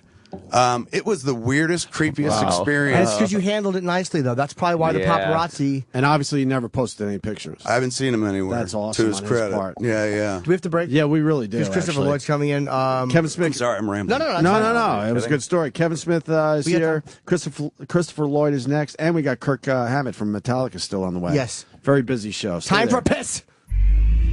The Opie and Anthony channel on Sirius XM. Oh, now he does the song when we need to do the rejoinder. Oh, what are you doing? He gets confused because we got the guy. He's walking in. You can't have the song playing. We got to get right into it. Busy day. Kevin Smith in studio. Jim. And now Christopher Lloyd. Christopher Lloyd, take a seat. Make yourself morning, comfy. sir. We're on the air, as they say, in this biz. And How the are you, business sir? show. Okay. How are you? Good, right? My God. Got your coffee. Is this early for you? So. So? Yeah. Not like not a normal or early guy? I'm not. I got to do this crap every day. And I like sleep. I'm good like that. What are you, you're going to be at the Comic-Con? Yeah, I'm going to be there. All right. Would you pull that mic a little closer, sir. You unfortunately get a room full of people who are just like, Yeah, I it's know you! Well, I know, we're all like, ah! Maybe you Yeah. can clear something up for us because we're trying to figure out your most famous role. I already know what it is. They're insisting. Of course, it's Doc Brown. It's not Doc Brown. Mr. Tabor. Is there Mr. anything? Tabor, Is that not the most famous thing you've ever done? It's made more impression on me than anything else. It was like the first film, and But as far as the public goes, I would assume yeah, it's probably Doc Brown. yeah. Yeah, see, Jimmy? From that angle. Yeah. But what about Uncle Fester? They're both right. What the fuck? How many times a day do people walk up to you and go, "Jack Dunphy's Addams full of Family." shit"? Yeah. I know, not too often. Not too often. Yes, not too often. So, you, by the way, you're promoting "Excuse Me for Living" is out limited tomorrow, and I read a brief synopsis. What is this about? It seems really good. Well, I don't know, it's kind of a comedy, romantic comedy kind of thing, and a lot of it happens in an asylum. Oh, Yeah, really? and yeah, I'm this guy. I've kind of admitted myself because I have problems, that sort of thing. So it's fiction. Oh yeah, I would hope. Oh yeah, Yeah. Want to think that? You're what are you trying to say? Yeah. It's Yeah. fiction. Do you Yes, ever, of course. when you prepare for a role or something? This is like a real non-actor question, but do you kind of pull things from your own personal life, or is that not how you do it? Oh, I try to. Yeah, I try to relate. What do I know about this guy that I relate to, and kind of bring it out. I got nothing else to go on. Yeah. That's what I do. You've had some pretty iconic roles as far as like Doc Brown and of course Reverend Jim Mr. Tabor. on Taxi. Mr. Tabor. Mr. Tabor. Yeah. Does that make it difficult for an actor To what? to be like to branch out a little further in other roles? No, I love it. Yeah? Yeah. I'm always looking for something, because I get a lot of scripts that are kind of spin-offs of Doc Brown or Reverend Jim or and I'll do it if I can find a way of doing it differently from what they thought I was going to do it. Yeah, I'm always looking to go in another direction. But I'm sure you've done roles that you're very proud of, but don't get the attention that Back to the Future gets. Does that bother you at all in any way? No. I mean, even this thing. I mean, I wish it great success and all of that, but I don't think it's going to have a wide audience. Yeah. But I love doing it, and really very satisfied with. I really have no regrets. Even. I do some things. When you rap, independent films, you rap. You don't know if you'll ever hear about it again. Right. Yeah. But I don't care. There have been some lemons in your. There have been some lemons. I mean, some of the shows may not necessarily be lemons. They just can't find a future. But I've done a few. Where they have those volumes of films and a quick synopsis, and they have stars that they say. I have a few marked with turkeys. Oh, really? Yeah. So I've done. We some all of do, those. sir. We all do. There's only one that I really, really, really kind of just I'm embarrassed by, but. Oh, really? Yeah, and you're probably going to ask me which one. I forgot. was. Just don't say. Just don't say Cuckoo's Nest. No, not Cuckoo's Nest. Hey, when you auditioned for Taxi, because it was such an amazing role and the way they addressed drugs, did you come in the jacket and kind of create the look before they even knew? Have you heard about this? I have, but I don't know if it's a true story. Okay, I don't. Yeah, I hate to repeat myself. I got the side, so to speak, and I thought because I usually try to go into an audition dressed to be the character as nearly as I see it, And I had a friend of mine who lived up in Laurel Canyon, which was a big hippie settlement at one time, and he was cleaning out his bushes, and he found this jacket with a peace thing on it, and I got some worn-out shoes from an ex-father-in-law, and some worn-out jeans, and I did a worn-out that, and I wore it. And they said, "When you come in Monday, bring that." And I wore it for the rest of the the run. Wow. Except during one season, I came back and somebody had stolen it from the. Oh shit! So they found another one. But yeah. Does that answer your question? Phenomenal. when you set Louis' apartment on fire, and you said I was cooking something on the stove, and he said it was a beanbag chair. What a great character! What a great show! It's one of the greatest sitcoms of all time. Yeah, and I think I said something to Danny. I didn't think you'd notice this. You would notice. Fabulous writers. Yeah. Fabulous writers. Do you see TV writing as being a little softer and different now? Because we were talking about how back then it was real people on TV, like yourself and Danny DeVito, and Danza was the good-looking guy. But do you see that we've kind of gotten away from that? Or? Maybe I don't watch that religiously, but I did a pilot. I just did a pilot for the second time, and it's called Kings of Van Nuys, and it's a family that are like on the very bottom of the economic ladder, and it's a comedy, and each episode they're looking for a get rich scheme, and it always fails, but these I like it because the characters are very raw. They're multi-ethnic, and they're nuts. There's not anything really civilized about it, and I'm kind of loving it, and so I hope it gets picked up. That's something you don't see very often. Yeah, I mean, it's scheduled for Friday nights, when people are home having beer, and just get something that's kind of loose and risque and nuts. So I hope it goes. Do you do like? Oh, sorry. Andy Kaufman. Yeah. Always wanted to know. I mean, you worked with the dude firsthand. What was he?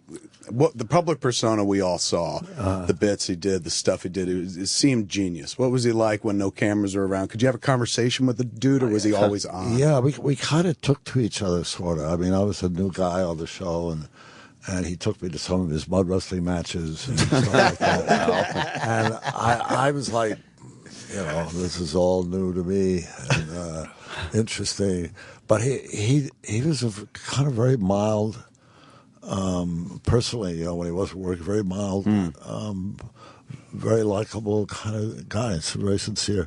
And people often ask me, was he nuts? And I don't think he was nuts at all. I think he knew exactly what he was doing. He had an agenda. He had an idea of the kind of comedy he wanted to present and his take on things, and he set about doing it. And he was very, very, very sane. He just had followed a different drummer or something like that. Yeah. I remember one time, I was thinking about it the other day, it was so gutsy. We were in rehearsal during Taxi. Once in a while, he wouldn't. I remember one night he didn't show up. Oh boy! It was time to go on, and as a result, the order of the scenes being done, had to be pushed around. Wow! And somebody found him in the parking lot in his car, doing drills or something with his girlfriend, and he's sitting cross-legged, so he was a little bit like that. One day, Tony Danza got so infuriated with him, and he got a fire extinguisher and went into Andy's dressing room, and that foam, sprayed him with it. But one time, somehow the talk came into levitation, and Andy was sort of in that realm of spiritual whatever, and he said, "Yeah, I can levitate."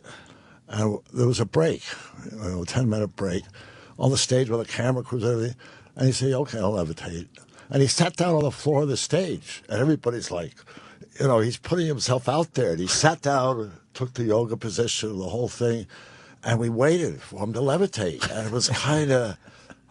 I mean, who does that? I mean, he put himself on the line, and he just sat there. And finally, the production manager said, "We got to continue rehearsal." Weird thing to do. But he was just sitting there. We're looking at him, and he was like perfectly composed. He just knew everybody would sit there. That was the whole gimmick.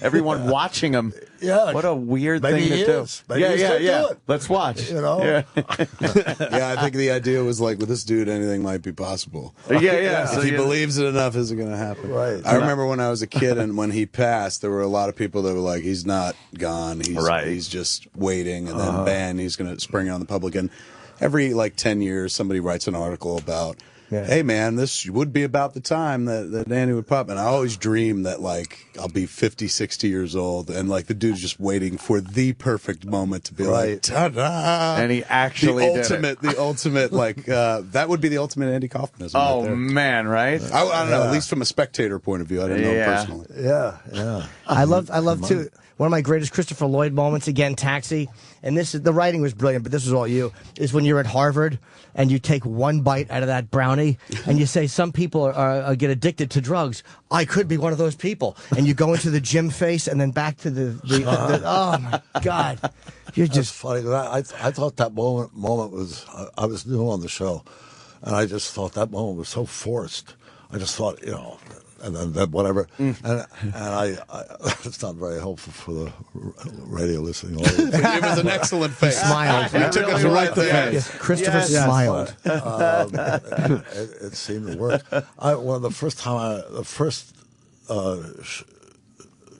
Almost the first show I did as a regular, because I was a guest. I married Lotka. I was a guest on the show about a month before I became a regular. Oh, man, right. And I came in, and they got me off the street to marry Lotka to some woman so he could get his green card. And then I came back as a regular, and I did the scene where I get my driver's license. And then we broke. We broke for the Christmas holidays, and they handed out the scripts we were going to do when we came back. And it was this episode where I have a horse that dies in my bed. Gary. Yeah. Gary. Yeah. I just thought, are they nuts? This isn't funny. It's kind of gross, But then I understood, I understood a little more about comedy. You said he was sleeping. Gary was sleeping on his back for 3 days. He's dead, Jim. So your approach to it, you didn't come through it through comedic acting. You came through it through straight up performance. Yeah, just were you theater trained, or where'd you begin? Trained. I started here. I lived kind of nearby, and I went to the neighborhood playhouse for a couple of years. And yeah, totally. I did Cuckoo's Nest was my first film. That's your first film. Wow. I was 33, 34 when that happened. Had you been in the play at all, or no? I'd done a lot of plays. But not that play, not the Cuckoo's Nest play? No, I hadn't done that, no. So you went to, it was your first audition. Somebody said, hey, man, they're casting a movie. And you're like, all right, we'll try it out. Yeah, the casting director here, and he submitted me for it. And I auditioned a couple of times. And then... That's a young Milos Forman, man. He's a pup at that point. Yeah. Did you keep in touch with Will Sampson after? I did for a while. We spent a lot of time together. Don't ask me why, but we did. And he was such an extraordinary, iconic person, and he just had a presence about him that was stunning. Yeah, he was so tall and just self-possessed, and he was amazing person. And then Danny DeVito, of course, Mr. Martini, which I think is his most famous role. You guys did Before Taxi together. Yeah. Well, it is odd when things like that happen. Isn't that weird? Yeah. And then they ended you up guys, when you show up, when you show up on Taxi, you're like, hey, man, small world. Yeah. And he pretended he didn't know you because you were the new guy. He's like, yeah, that was then. This is now. Go marry Lotka. This is my show. As far as Back to the Future goes, it's just such popular culture now. What is the one thing people ask you the most about that? With that question, because it's always the time travel questions. Did this happen? And how many DeLoreans were there? And what's the one that you get asked the most? I don't know. Yeah. I don't know. Yeah. But it must be then a lot of the same kind of questions. A lot of people do an impersonation of Doc Brown. Well, of course, it is one of those that people love doing an impression. Do that, and they'll want me to say, Great Scott! And stuff like roads. Where we're going, we don't need roads. They want to hear All of that. us are going to make you do that on our phones before we leave today. Please, Christopher. And they just which one I like the best of the three, and I always say the third one. You do, yeah, and the most Doc Browniest. It's all about Doc Brown. It is Doc Brown's vehicle. It was in the West. I mean, Western is always fun. There was horseback riding. That's always fun. Yeah, working on that locomotive. Those steam engines were amazing. I mean, they were amazing. Yeah, I mean, that was the real deal. Living organism. And they weren't very CG heavy in those days. So that was a lot of real locomotive work, CG right? Meaning? The computer graphics that came later on. But you were actually on a train, like they were shooting on real trains. And apparently no two, even the two identical steam engines, they're not the same. But they have their own. They maybe like a sailboat. They have.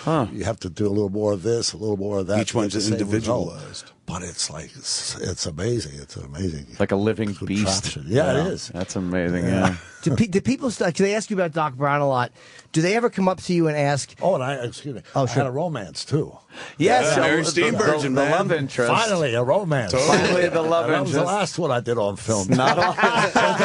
First and last. Except I had one where I blew up my romance as Captain Krug. And that's true. Yes, she was on the other ship. Another spaceship, and for out of experience, and I had to blow it up. Sorry. You had to blow it up. Sorry, honey. That was the search for Spock. That was that was the one. Return of Spock. When you were a Klingon. That was kind of when they first got into that Klingon heavy makeup. Yeah. Because in the original Star Trek series, it was just a guy with a Fu Manchu. That's all they had. They made him look a little more alien, lobster-headed kind of thing. Yeah. I mean, that's obviously. I'm a big fan of. I'm sorry. I was only going to ask about the scene where you kept poking Mr. Harding and telling him to play the game. Play the game, Harding. Play the game.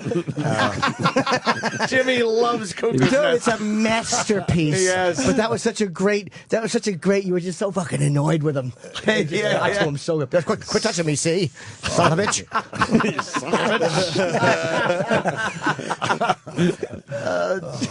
Okay, I'm sorry.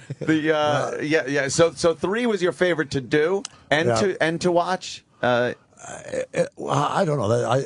I enjoy the first one. I also like them all. I kind of get off on the third one the most because I had that romance and I had got to all play with a lot of toys.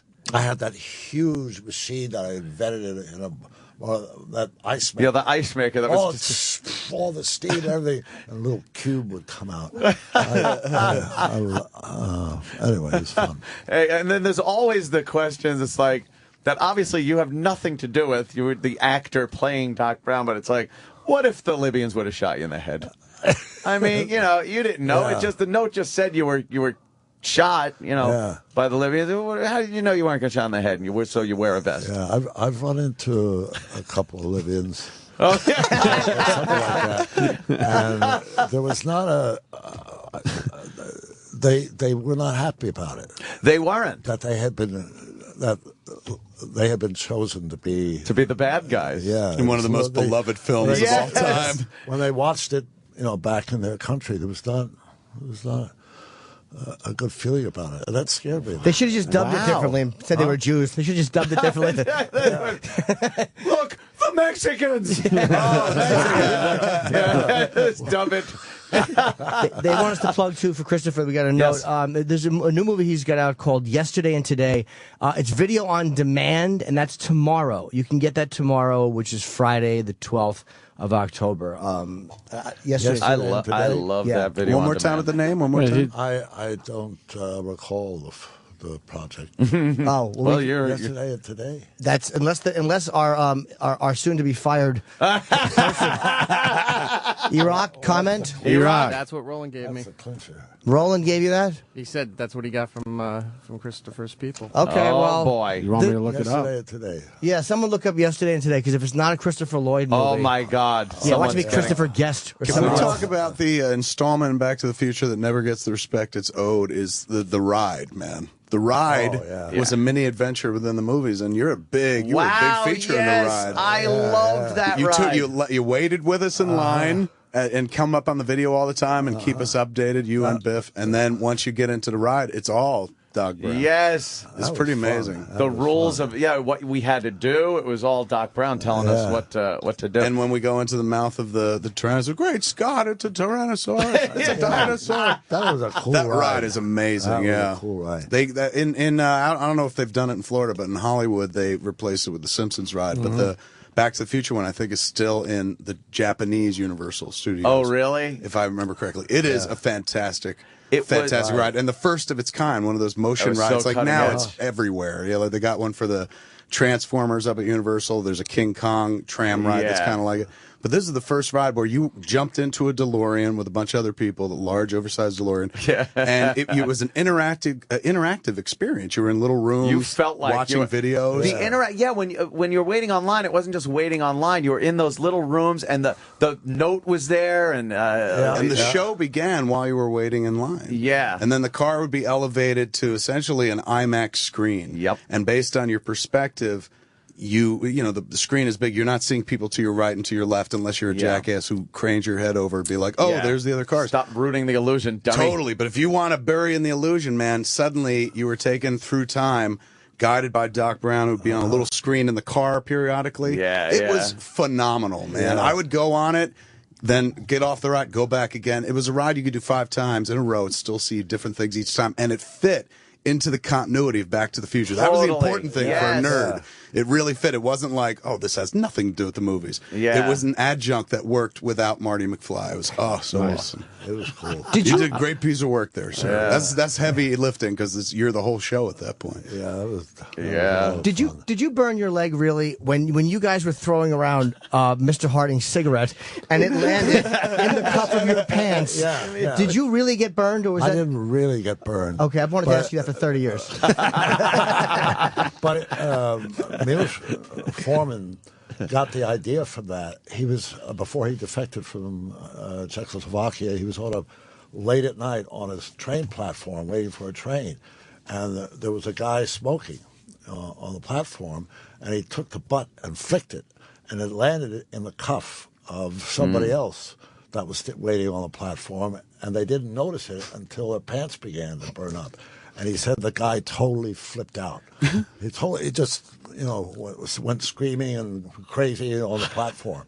And that's what. And that was his inspiration to get that in the movie. Carried with him. Wow. But you couldn't have looked crazier. And nobody knew that a cigarette butt had been thrown. So even though I think you were one of the very few that was committed. It was you and Chief Bromden and maybe one other person that were actually committed. I'm babbling.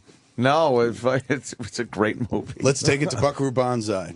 Yes. Buckaroo Banzai. Does anybody on set know what they were making, or they were just like, we just trust the director at this point? I think they knew what they were doing.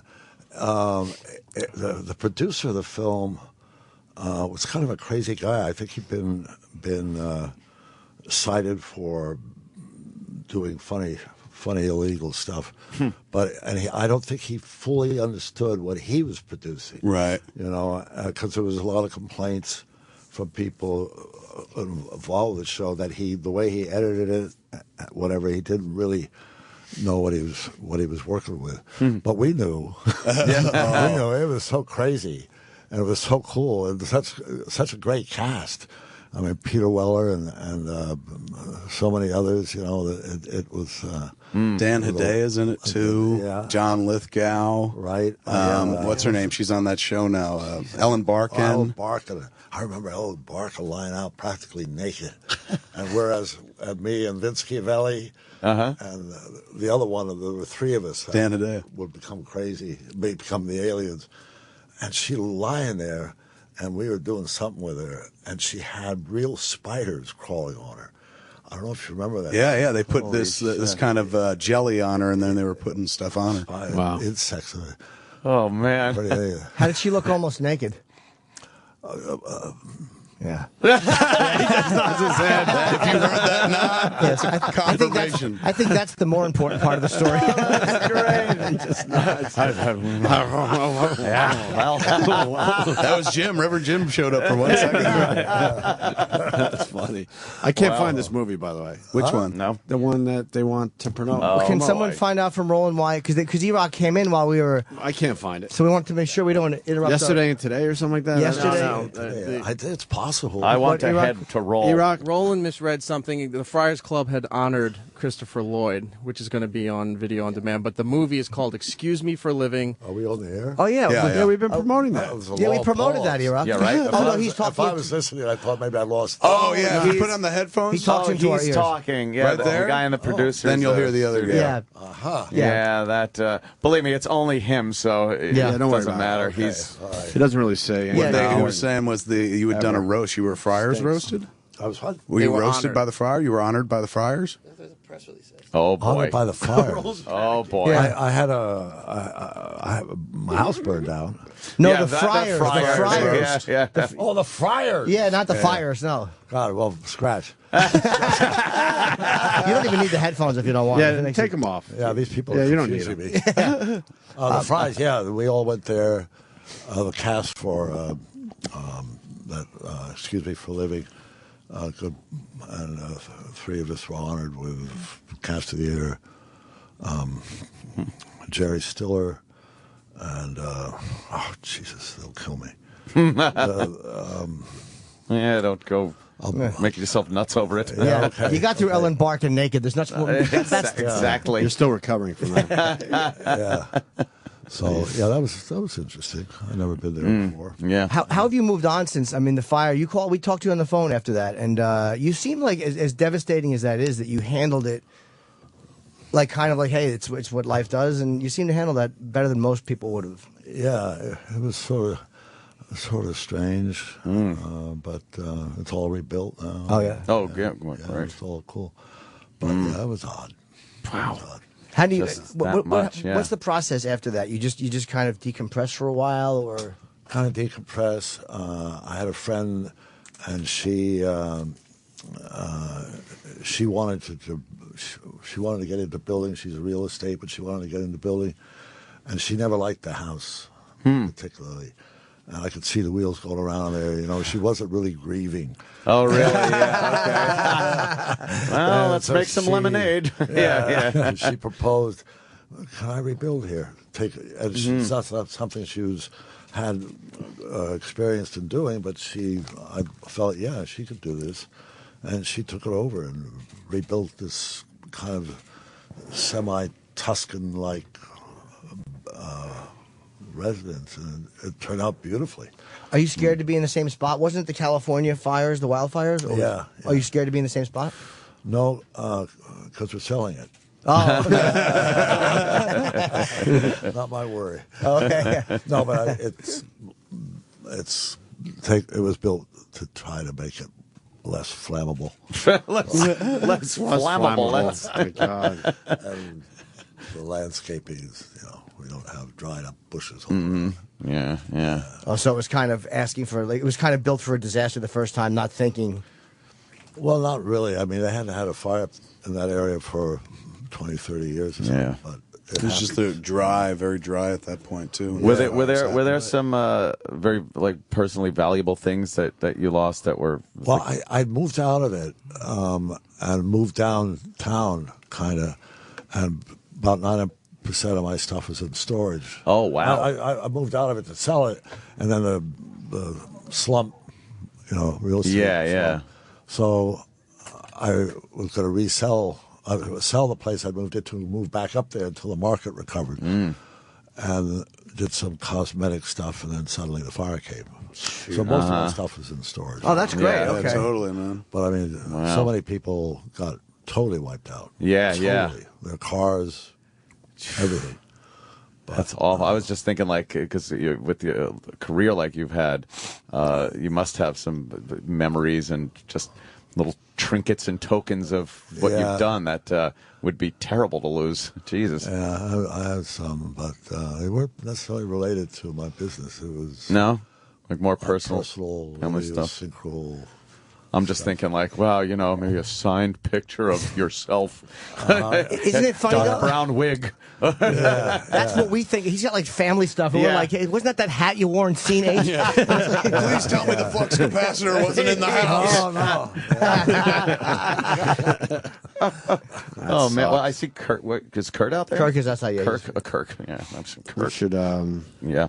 Thank Christopher Lloyd. Yes, my absolutely. God, what a great day to have you here. Oh, fantastic, thank you. sir. Excellent work, so sir. much. Let's plug everything properly here. You can meet Christopher. He'll be at New York Comic Con, or you're doing a panel Friday and Saturday. There is a Q&A panel on Friday here in New York at the Javits Center, I believe, right? And Excuse Me for Living, which we humiliated ourselves by saying wrong, is out in limited release tomorrow, and it's also video on demand.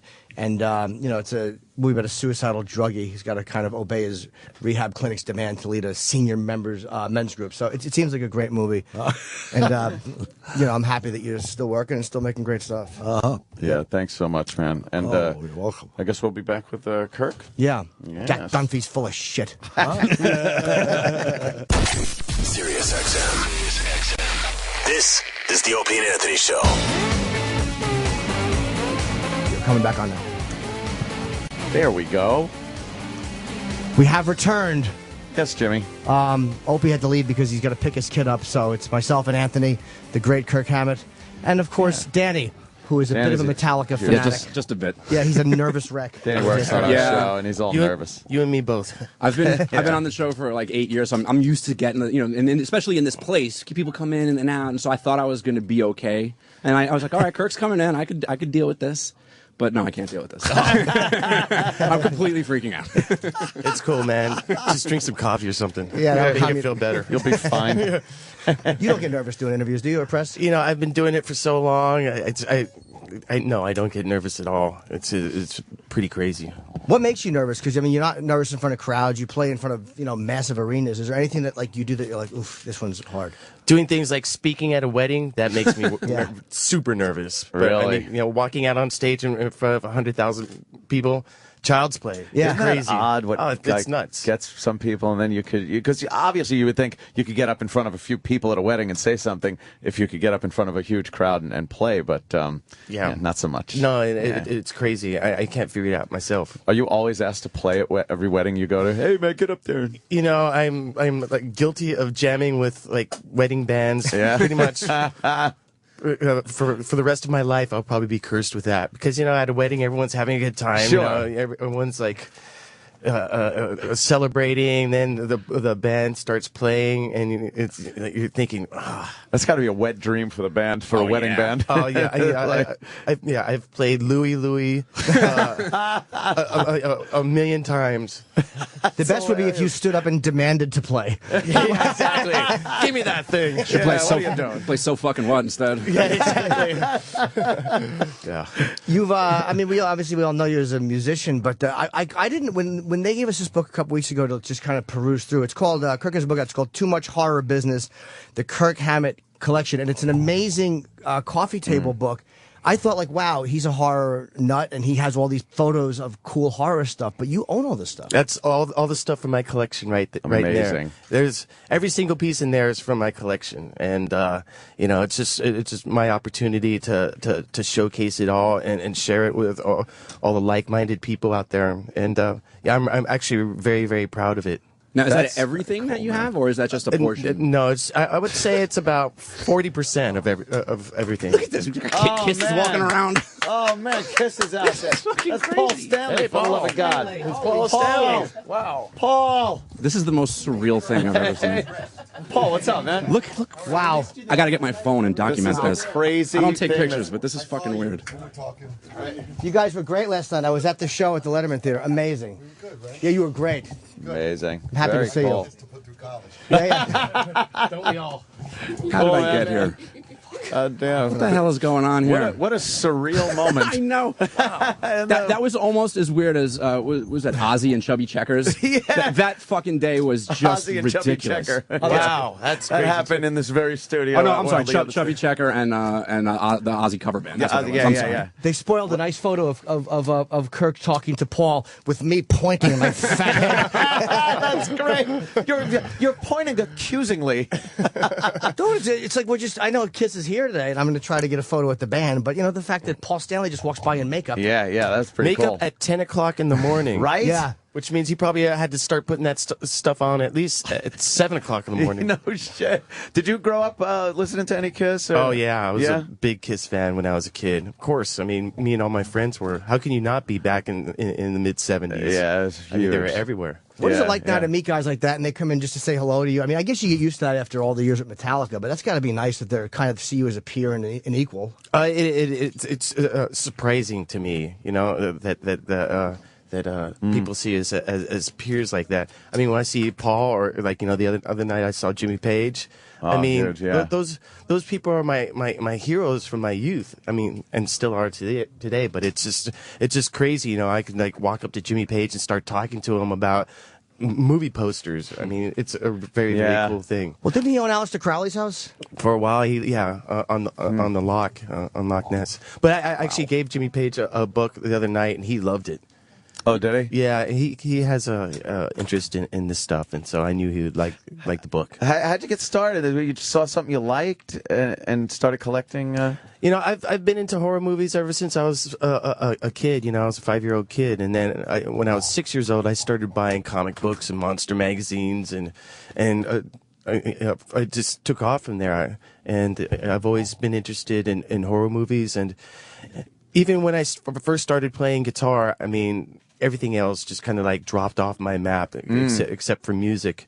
But I still, in the back of my mind, you know, was you know, I had this interest, and I still actively watched a lot of horror movies. And then when I was older, I just decided to start collecting again, and this is what happens after collecting for a few decades. Yeah. How did you get started with like when people start collecting things? Usually, it's something a little more physical, something that they could touch, like a toy or a collectible. How did you get into the posters and these original movie posters from these iconic films of the 30s and 40s?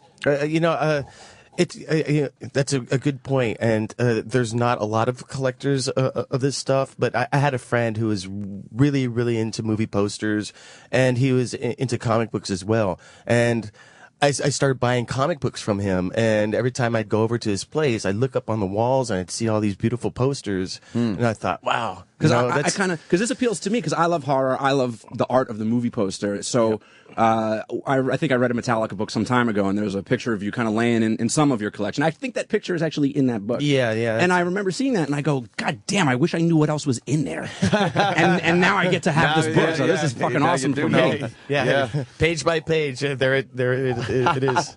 Is there anything that you desperately want that you don't have? I'm sure there is, but what is for you the Holy Grail? Well, there's a few movie posters out there that just have not been found, and there's particularly one or two that I've been looking for a long time, and I don't even know if they exist. They just have not shown up. And like one of them is a poster from the movie Murders in the Rue Morgue from 1932 that Bela Lugosi is in.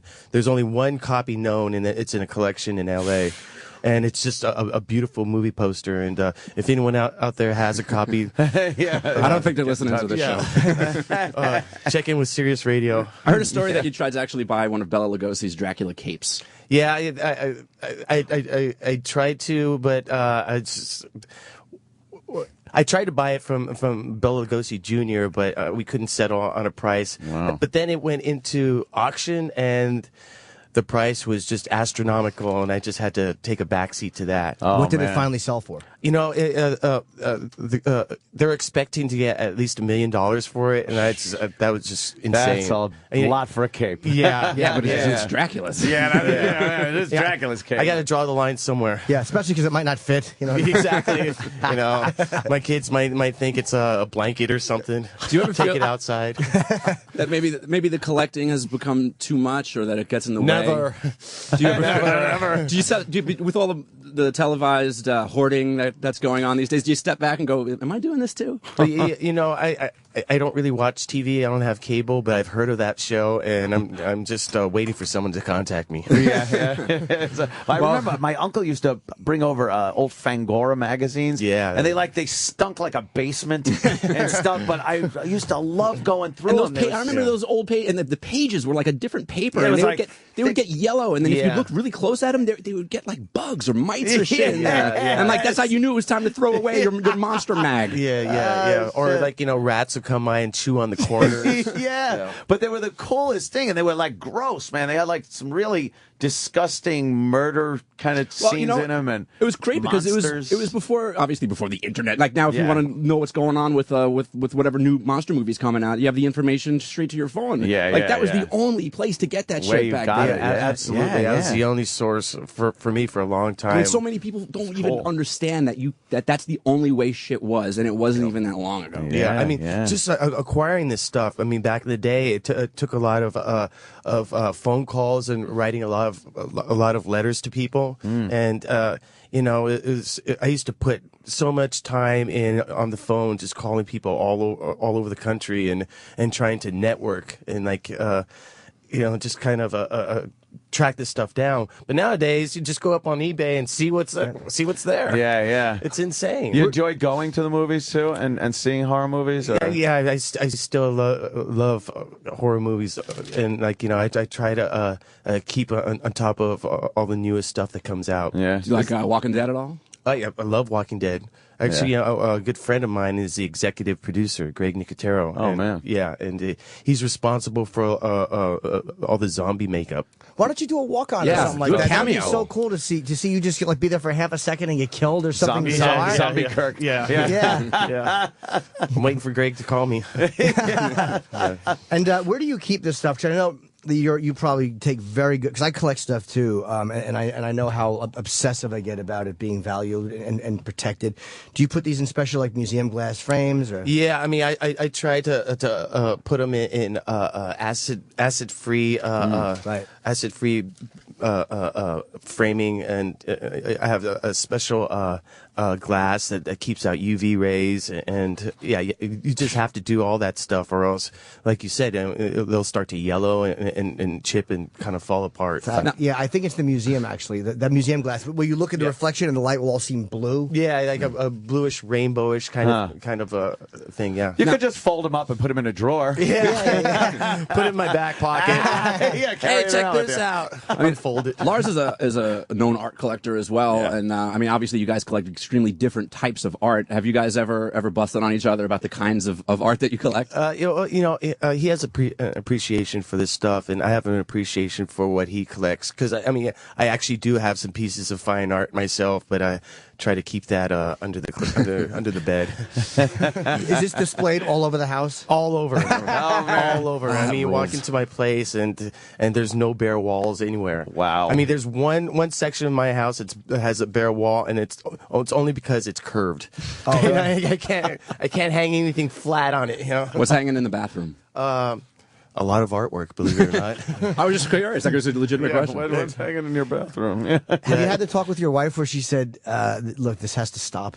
She totally understands my obsession with this stuff, and you know, what I try to do is I try to maintain a section of the house that has nothing on it, just like a very clean, simple kind of space. Because I mean, being around this stuff, I mean, it's sensory bombardment, constantly. And sometimes it's just nice to go in a room that just is simple and doesn't have anything on the walls. But boy, I stare at those walls and I think, I could put a big movie poster right there.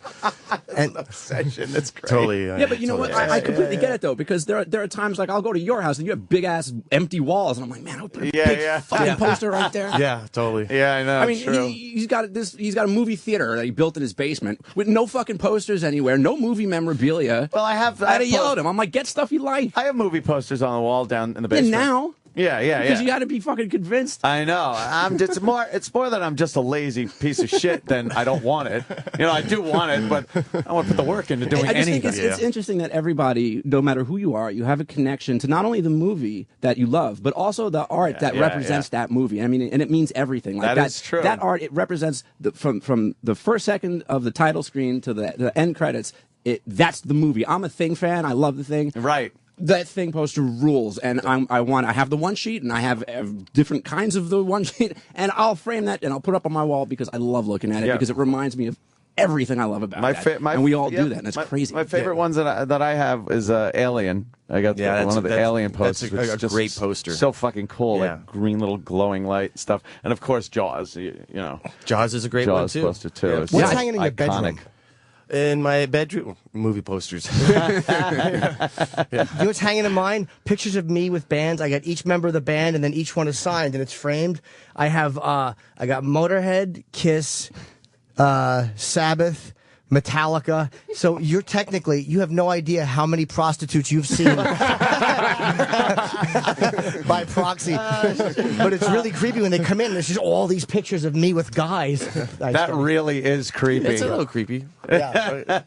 But you just hang up what you like, right? Yeah, I mean, you know, it's just you surround yourself with things that make you feel good, right? Yeah. And there's nothing. What do wrong you think with that. of movie art that is alternative? That's becoming a fad now, and taking classic movies, cult movies, maybe something like a Ferris Bueller or something like that, and taking the original feeling of the film and producing new art for it. Is that something that you're into? Or? I love it. I love seeing that. There's this one guy I found on the internet, and what he would do is he would make these movie posters from like an alternative universe. I mean, like he would make a poster based on a James Bond film, but the main villain would be like David Bowie. You know, that's so odd. Yeah, it's crazy, but it totally works. I mean, yeah, absolutely. I mean, there's some companies that are getting pretty popular producing that kind of thing, and I think there's really a market for it. So. Yeah, I mean, a lot of comic book artists are coming out and doing their interpretation. Is that something that you plan to collect as well, or are you set in your collection? You know, I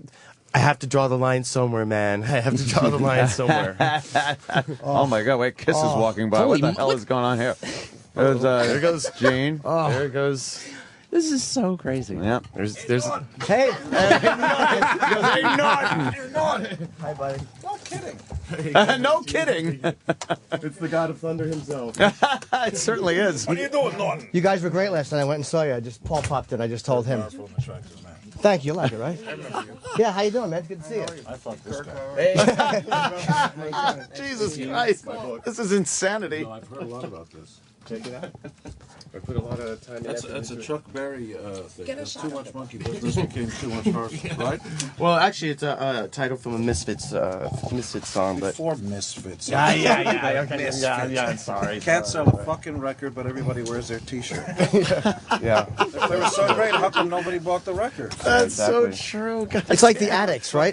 Not one record sold. But T-shirts, everybody wears them. By the way, the T-shirts were all Commander Cody and the Lost Planet Airmen. That's where the skull came from. Yeah. 1943 Republic Pictures. Crimson Skull. Crimson Skull's exactly right. Yep. We gotta go do some work. It was Right. nice to see Good me to see you, again. man. Yeah, absolutely. It was nice to see me again. I like it. You're drinking soda. I like it. Seven. Seven. What are you on a book tour? Yeah, I'm promoting the book. I thought Jimmy was going Brown's got a shot. Oh, thank you. I think it's cool. I like the double kick. I think it's got a thing. Thank you. This is your style of book. Jimmy's like, The new single is great. Wow, this is awesome. No, you're fucking hella. This is like another Michael McDowell thing. it really is. It's You just let it happen. and it was so odd to see Gene in makeup, in full makeup, come through that door. He's Where can you get it?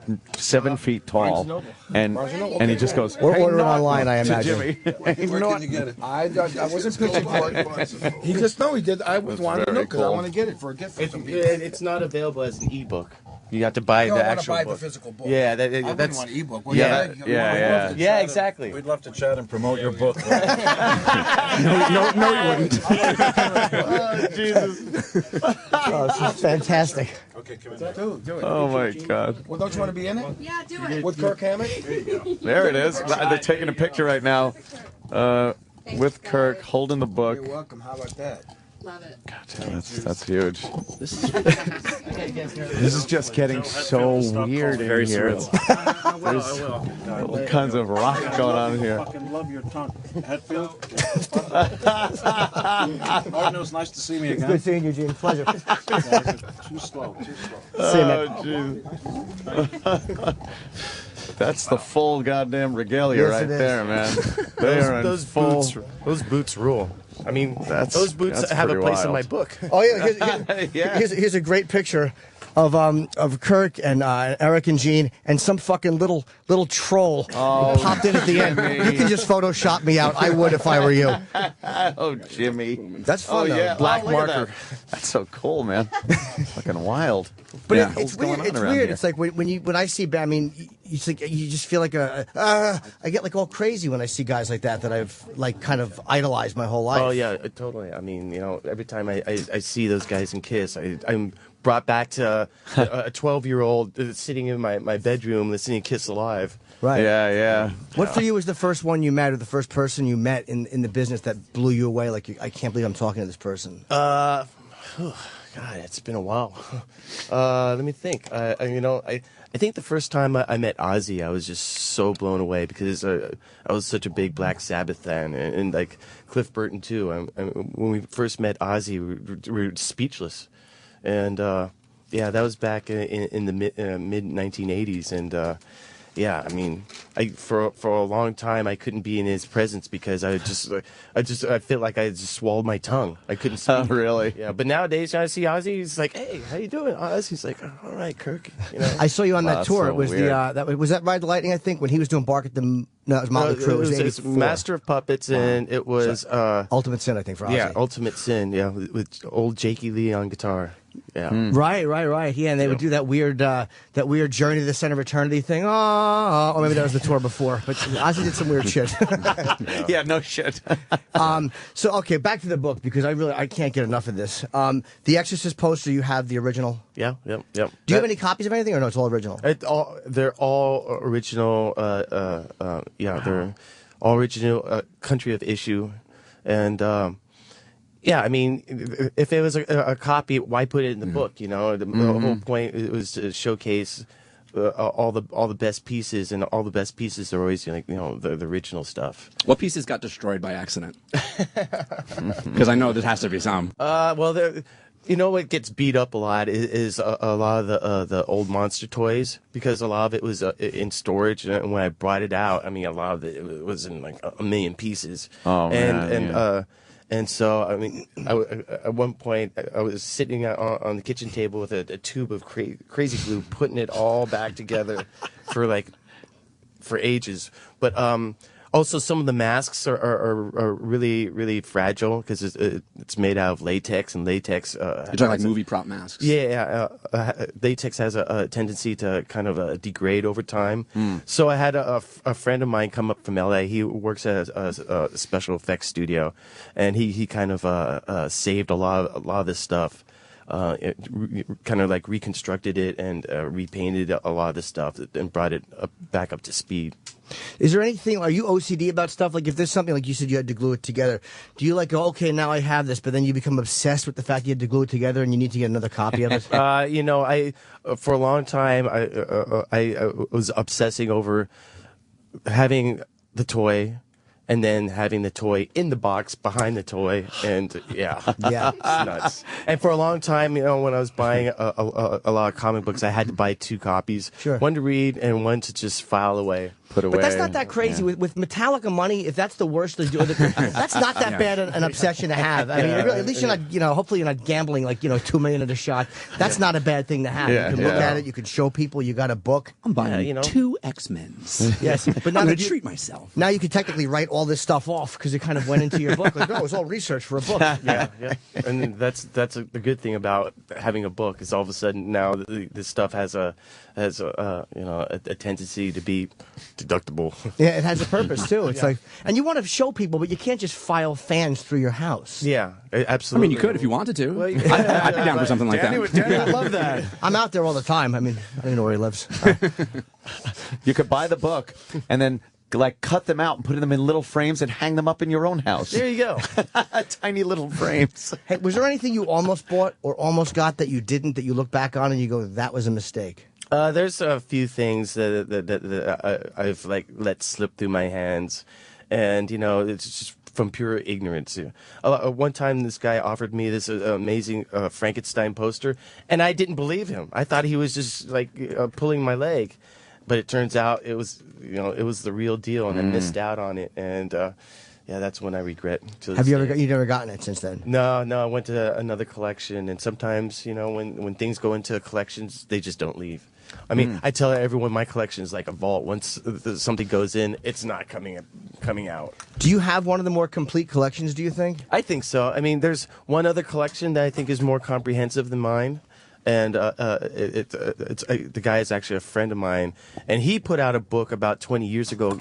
And when I saw his book, it kind of opened my eyes to the potential of me making a book, a few years down the line. But his collection, he started collecting in the 60s when this stuff wasn't even considered collectible. It was just like, stuff Cool. that's just laying around that no one wanted. Right, yeah. And now it's rare stuff, it's coveted, it's valuable.